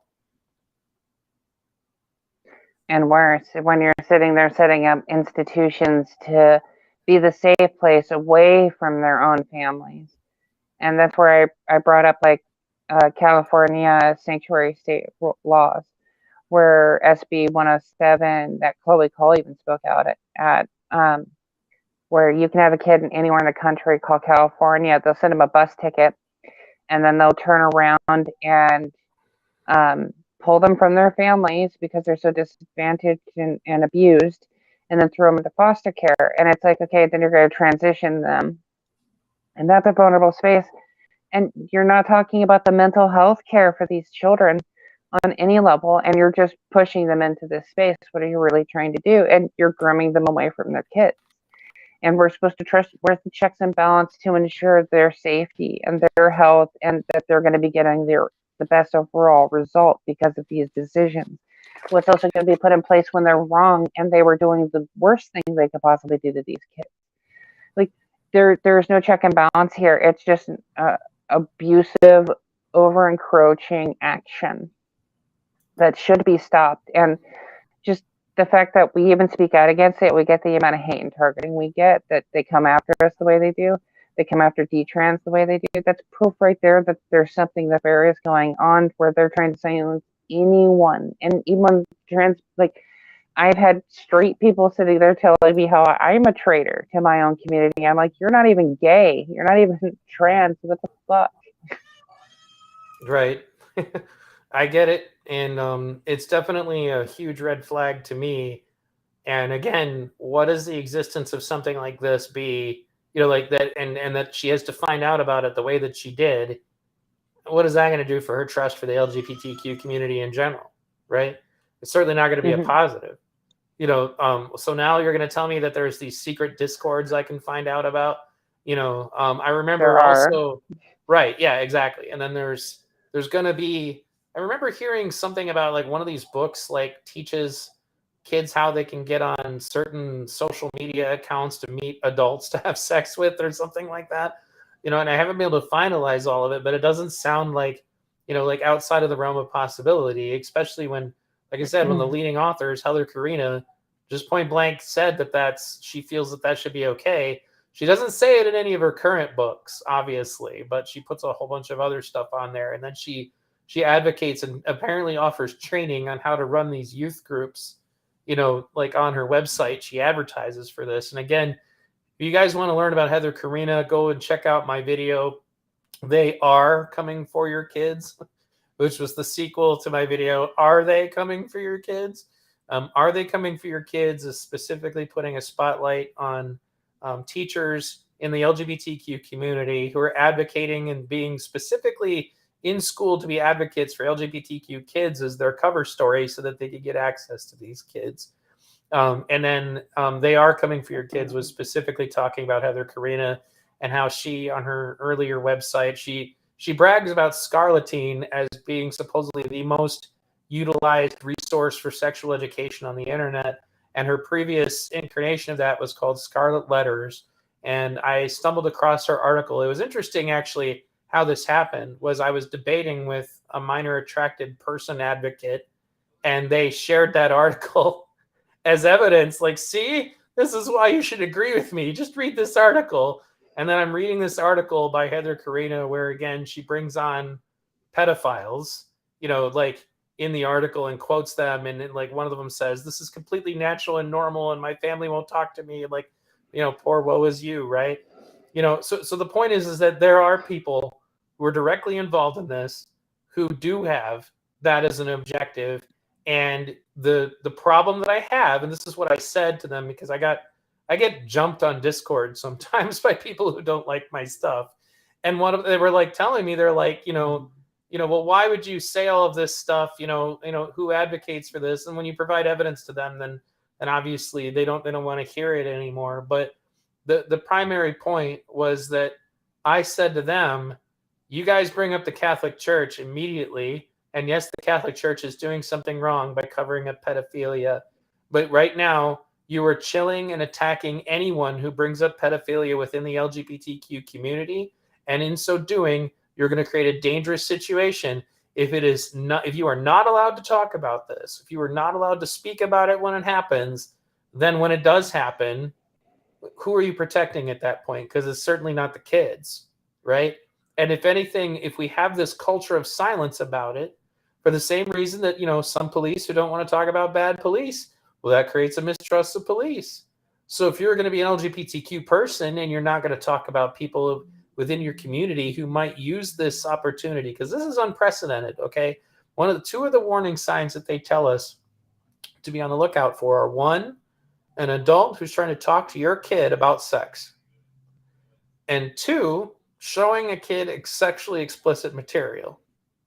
Those are two warning signs right off the bat that somebody's a groomer. They teach us that during our certification process. So now we're creating a scenario where we are advocating for a certain kind of education where this is normal. And then we become surprised when a pedophile goes, hey, that's a great idea. I'm going to go become a teacher, because especially now, and then I'm going to push for this curriculum in the way that they want to touch it. And that's just, and again, I just keep coming back to the fact that it's just, if we just blend in, become normal, don't try to tell other people what to do with their kids. I will protect your right to do with your children what you want to do, and then leave it at that. I feel that strategy was working. Some people say it's not happening fast enough. The problem is that what they're doing right now is not going to make it happen faster. If anything, it's a direct conflict. It's a huge problem. Because now any gay kid who may not even have any part of this is going to be under suspicion for the crap that's been done by other people. There was a really excellent video. I've shared it before, but it was literally trans activists are their own worst enemy. I don't know if you've ever watched it, but this trans woman goes on in detail about a lot of these things. Like, if you keep doing all this stuff, you're only making lives harder for us. You're not making it better, and I hope that they get it. The problem is like, when I talk to people like, say, Vivian, who's a trans person I've debated, and I'm just like, nobody came away from this conversation listening to you talk to people like that, supporting your point of view. Now, if anything, they hate trans people more directly because of you. Like, no, and not you, obviously. I'm talking about this Vivian person. So it's like, if you are concerned and you claim you want to de-radicalize people, talking to somebody who acts like that radicalizes me. I have to fix myself because I talked to them, and I said that before. I was like, geez, the closest to racist thoughts I've ever had came from interacting with racial activists. The closest to sexist thoughts I've ever had came from interacting with the exception of my divorce. That was pretty tough, but like, because the family court system is very sexist. You know, it was also just interacting with crazy feminists, and I got through it because that's stupid and irrational. But if that's the kind of effects they're getting, they're not doing it right. They're definitely doing something wrong. You know. So anyway, I wanted to go ahead and talk. So I mean, like, look what happened to Gays Against Groomers when they came onto Twitter, and how the main account got suspended 4 times. Look how Trans Against Groomers lasted less than 48 hours on Twitter before our account got permanently banned. And then we're sitting there being like, wait, you banned the word groomer on Twitter and Reddit because of us. Okay, for one, the cross-platform of tech giants obviously co-conspiring against gay people, for one, is horrible.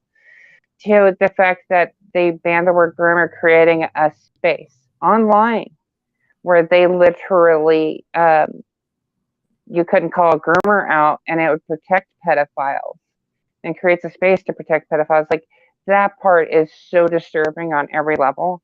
And with everything that's happened, I wonder how much of this has to do with Epstein and the collapse of his sex ring, to why it's gone out to this level, because it wasn't this bad a couple years ago. And then Epstein dies and his pedo ring collapses. And now look where we're at. Right. Yeah, that's an interesting point. I've thought about that myself, because there are probably some people in powerful places who have some kind of vested interest in this, and that's unfortunate. So I want to thank you again for being on, and you know, I love talking to you, and my viewers like listening to you. So did you say something about having your own podcast? So yeah, I did have a small podcast. I did 4 episodes. The first episode I did was with Buck Angel, Ariel Scarcella, and Richie Horan, aka Tulip R. And we were talking about the appropriation of spaces by trans. And I haven't literally done anything with that cast. It was on Call-In. So like, you'd have to download a Call-In app and then use that to listen to it. So I was going to go into doing podcasting and launching it on my Substack, since I can do podcasting on Substacks now. So I was thinking about redoing that. I've just been trying to debate what I want on my first episode. So I was going to do something that goes back more to my history and things that I've been involved with.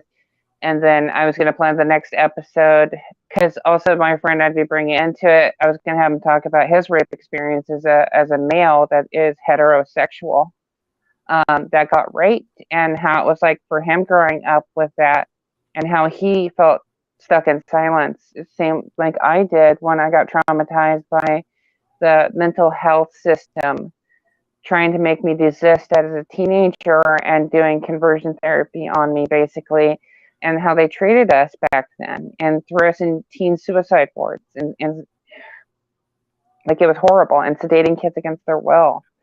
And, you know, with me being autistic with gender identity disorder, the way they treat autistic youth, and especially in those situations, is barbaric. And then they sedate them, put them on lithium and all sorts of heavy psychotic medications.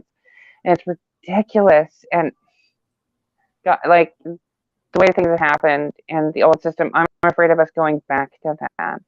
And I want us to be better than that. And with the driving force of the trans movement right now, I feel like they're going to push us back into it's a complete mental disorder, because obviously, look at it, you know, actions speak louder than words, and everybody's acting more crazy and insane. I just see us going back to square one in a very horrible position. And it's not like sexually lobotomizing somebody is any different than lobotomizing somebody in this regard, especially with the bill of goods that were sold that are a lie when it comes to vaginoplasty and phalloplasties. Because like, phalloplasties are even more bullshit than a vaginoplasty, where vaginoplasty, you can get sexual function and you can use those organs. They're not fully functional like they tell you they are. It's a penile inversion, not an organ transplant. Where a phalloplasty, it's a moose head on the wall. It's got no functionality. It's just a rolled up piece of skin that's grafted to your body that gives you more rejection risks and has a 67% failure rate. Yeah, that link you showed me about the non-binary affirming care, I was like, what? And then I looked at that and I was like, I'm gonna have to do a whole video about that because that was on a medical website and it's like, we can give you a vagina directly below your penis. And I was like, so we're gonna create a hermaphrodite, and of course we're not gonna be honest with them about how functional said vagina is, right? I just like, again, the libertarian in me says you guys should be free and gals to do whatever you want as long as you're not trying to harm anyone else or forcing on anyone else. At the end of the day, it comes back to me that I am concerned that people will try to take advantage of mentally ill people and tell them that this is, that this is the path to the promised land. Just give me $150,000 and I'll fix all of your problems. And that's, ironically, that is specifically what I dealt with in my video about Jon Stewart's bullshit video. And I've been asked to do one because Stephen Colbert, did one. And it's funny is they keep calling out the comedians. So Stephen Colbert did one, and then John Oliver did one. And I'm going to probably try to go after all of them. But the common thread is that they just keep lying. And I honestly believe Jon Stewart has been lied to. I think he's speaking in good faith. I just think he's been given bad information. And that's why that was one of the things that got me, jumped on Discord. It didn't go so well with them. And I always joke that I love when they do that because it ends up making me feel like V in the final scene of V for Vendetta, where I'm taking out, a dozen people. But it's like, then I get to say my turn, But anyway, my point is that they jumped into my Discord to argue with me about it, and they were totally wrong on most of the stuff they said. And I think the most mind-blowing part was when they demanded that I prove that girls have been wrestling boys. I'm like, that's been going on for 30, 40 years. Why do you need prep? Like, what? It was like, but if I couldn't prove absolutely every single thing, and then when you give them proof, then like, well, you haven't proven it. That's the new thing I've noticed, is that you can give them proof and it's just never enough proof. But anyway, my point is that this issue is so hot. This is the only thing, for example, that has ever gotten me doxxed or my life threatened. And all I did was do a couple of videos about the truth about trans athletes in sports. That got my life threatened and that got me doxxed. And I told them they better be armed when they show up. So the point is that not anything else I've ever talked about, this issue, right? And, so it's like, to me, if they're that in need of trying to terrify people into silence, and I've said this before, I don't just oppose that stuff because it's immoral. I do it because it's not effective. You're not changing anyone's minds when you do that. The thing is that they don't want that. They're rage addicts. They want to feel good. Like, oh, I went on Twitter the other day and pwned this transphobe. It was so awesome. I'm like, well, no, the real truth of the matter is you did that because you wanted to be an asshole to someone, and then this political thing is giving you permission to do so, and then to pretend like you did something righteous when you did it. At least the trolls it's like my comment. Go ahead. The bottleneck always exists. You can only change the nature of the bottleneck. Like, there always has to be room for some percentage of absolute hate and vitriol for humanity. It doesn't matter where it goes to them. If they can't be racist, then it's going to be against smokers. If it can't be homophobic, then it's going to be against straight people. And it's like, we can't just get rid of the hate and being shitty to every single person we come across that doesn't agree with us. Like, it's always going to be there, no matter what we do. I just wish we could get past that point where we could just let each other live our lives without having to feel the need to entertain ourselves at the other person's expense. Right. Yep. Could you imagine living in a world where everybody was happy and didn't have drama and shit? Yeah, it'd be a boring world, sure, but do you really want that as your form of entertainment, human suffering? Mm-hmm. Having a glass full of tears. Right. Yeah, that's definitely like, real appropriate, isn't it? That definitely changes people. You know what it reminds me of? Do you remember Silence of the Lambs? And there was that rich person that Hannibal fed in his face. We always had a martini glass where he was having the tear of an orphan dropped into it. Mhm. I mean, like, when has drinking people's tears ever been a good guy thing? Right. No, it's never been a good guy thing, and it just means you're So- basically wallowing in someone else's suffering. So I'm trying to figure out how to do this, folks. But there's a way for me to raid another channel. Johnny Walker Dread is going to be going live in a little under 4 minutes. The topic says drag shows, homeschooling, and Kyle Rittenhouse. This sounds like something all of you would be interested in. So I'm going to try to figure out how to do this. But if not, go to Johnny Walker Dread's channel, guys. He does a lot of great work. His production quality, in my opinion, is better than mine. I mean, I'm lazy enough, to just put up a static image because I don't really have skills outside of that, But in any case, thanks again, Freya, for coming on. And I'm going to put a link here to Johnny Walker Dread's channel in case I don't figure out how to do this in time. But, you guys should check out Johnny Walker if you haven't these days. He does some excellent work. There's the link. I just threw it on all of them. He's going to be going live here pretty soon. I'd like to send him some traffic. And so is there, I guess you said you're working on having a channel and you did some podcasts. If they're still on that other app, I can show you how to record them and put them elsewhere. So like you should put them on your YouTube and, other places. I'll be happy to help you. I just, you have the gift of gab. You're good at talking. That's why people like having, like it when you're on my show. So you should definitely make use of that, and I'll try to help you get it out to as many places as possible. For content like this, though, a lot of these algorithms don't like this stuff. So as a consequence, be sure that that's why I throw everything everywhere, like a shotgun blast. Like you can find my stuff on BitChute, Spotify, Odyssey, everywhere that I can put it, I stick it. And as a result, if something does get deleted by YouTube, it's still in like 7 other places. So thanks again for coming on. And it looks like Johnny hasn't started yet, so I want to see if I can figure out how this works while I have you here. But thanks again, and I will keep in touch with you if I'm going to have more topics in this line. In some cases, it may not be a trans topic; it may be something else. I'm planning also on doing some debates. So if you have any interest in that, when I do debates, though, I am an iron-fisted moderator. Like, if they're going to do personal attack, then it's literally going to give you 5 minutes to talk as much as you like about as much as you like while they're muted and won't be able to say anything. And if they do it too many times, they're just going to be disqualified. I don't got time to waste on that crap. But there are people that are saying that they're interested. I'm trying to change the debate stream and the way that it works, because we have this situation, unfortunately, where it's almost like there are people out there that I would say almost have like a Jerry Springer attitude about it. Like they want to, like they get something out of it being like a mess. And I keep saying, I remember once saying, I was like, why is it every damn Twitch panel I go on seems to have one person who's making the whole conversation stupid?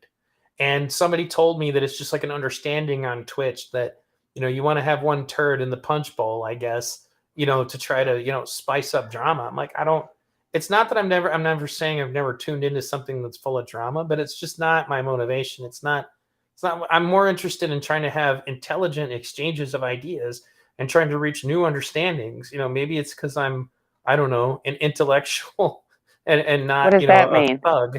I don't understand. What does that mean? Oh, right. Talking? Right, exactly. Talking and then trying to come to, like a good understanding that is superior to the one we had before. Like I think it was Musashi Miyamoto, who said that at the beginning of every training session, Musashi, like there's usually a Japanese prayer said, depending on what school you're in.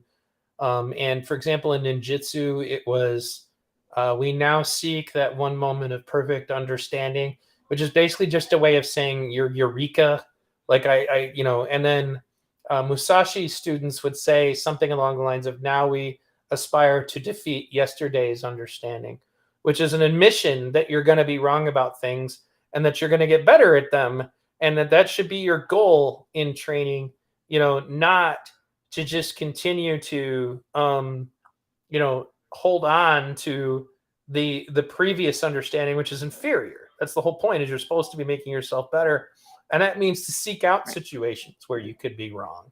For me, the reason that I end up in the situations that I am is that I'm extremely careful before I open my mouth. Like, and I wish more people would do that. Like, it doesn't mean I hesitate to stand up. That's not the issue. I just don't run my mouth about shit that I'm not sure about. It's one of the reasons I don't cover Ukraine, is because there's so much crap about Ukraine that is just obvious lies. So, you know, it's like, you know, so how do I cover this? Because I'm very rigid about, I want to have really serious, like, yeah, it's not going to let me raid Johnny Walker because he has less than 1,000 subscribers, but I'm going to tell you guys to head over there and check him out if he still comes on. Anyway, you want to have really a really strong grasp over, you know, what you're saying before you start spreading bullshit. And if you're not doing that, you're contributing to the problem. Like when I did my documentary about January 6th, I said, you know, I played a long video of what I call the tunnel battle, when these guys are literally just going at it, and it looks like a medieval siege between the cops and the protesters / rioters. And I'm like, so this is the police, quote unquote, letting them in. Like, if you told other people that this happened, go find the people you told that crap to and tell them you were wrong. Like, take responsibility when you say something that is incorrect. And maybe, just maybe, don't run off at the mouth about something you don't know about, so you don't end up saying something stupid like Kyle Rittenhouse shot black people, because there are still people who believe that. So yeah, and then you end up finding out one of them was an actual child molester. Right. Yep. Oh, that was like, and they asked me, I'm going to link Johnny Walker again. They asked me why I brought that up. I'm like, well, I brought it up because you guys lied about it and said that it wasn't true. They did. It's like, it's not relevant to the shooting because it was, you know, Kyle didn't know who the guy was, but it is relevant when people are trying to say that every one of these protesters was just you know, they were all just kind, benevolent souls struck down in their prime by the evil Kyle Rittenhouse. And they just tried to lie and say that it wasn't true. And like, I got all that information together, you know, like there was a funny moment during the trial when they tried to say, like, they tried to bring in character witnesses for Anthony Huber, the guy with the skateboard. And then the defense was like, well, if we're going to head down this road, then I should be allowed to bring up all the things Anthony Huber has done, including, you know, putting a knife to the throat of his brother, threatening to burn down his grandmother's house, choking his sister. And they were like, okay, never mind. We're not going to talk about that. And I was like, yeah, maybe you shouldn't, you know, because the whole point is that even if Anthony Huber had done all of those things, it wasn't okay to shoot him. But they also, at the same time, wanted to have anything about Kyle's past to be relevant, even if it wasn't, you know, and the judge stopped that too. So, but anyway, I've linked Johnny Walker, guys. It looks like he hasn't gone live yet, but he's planning on it.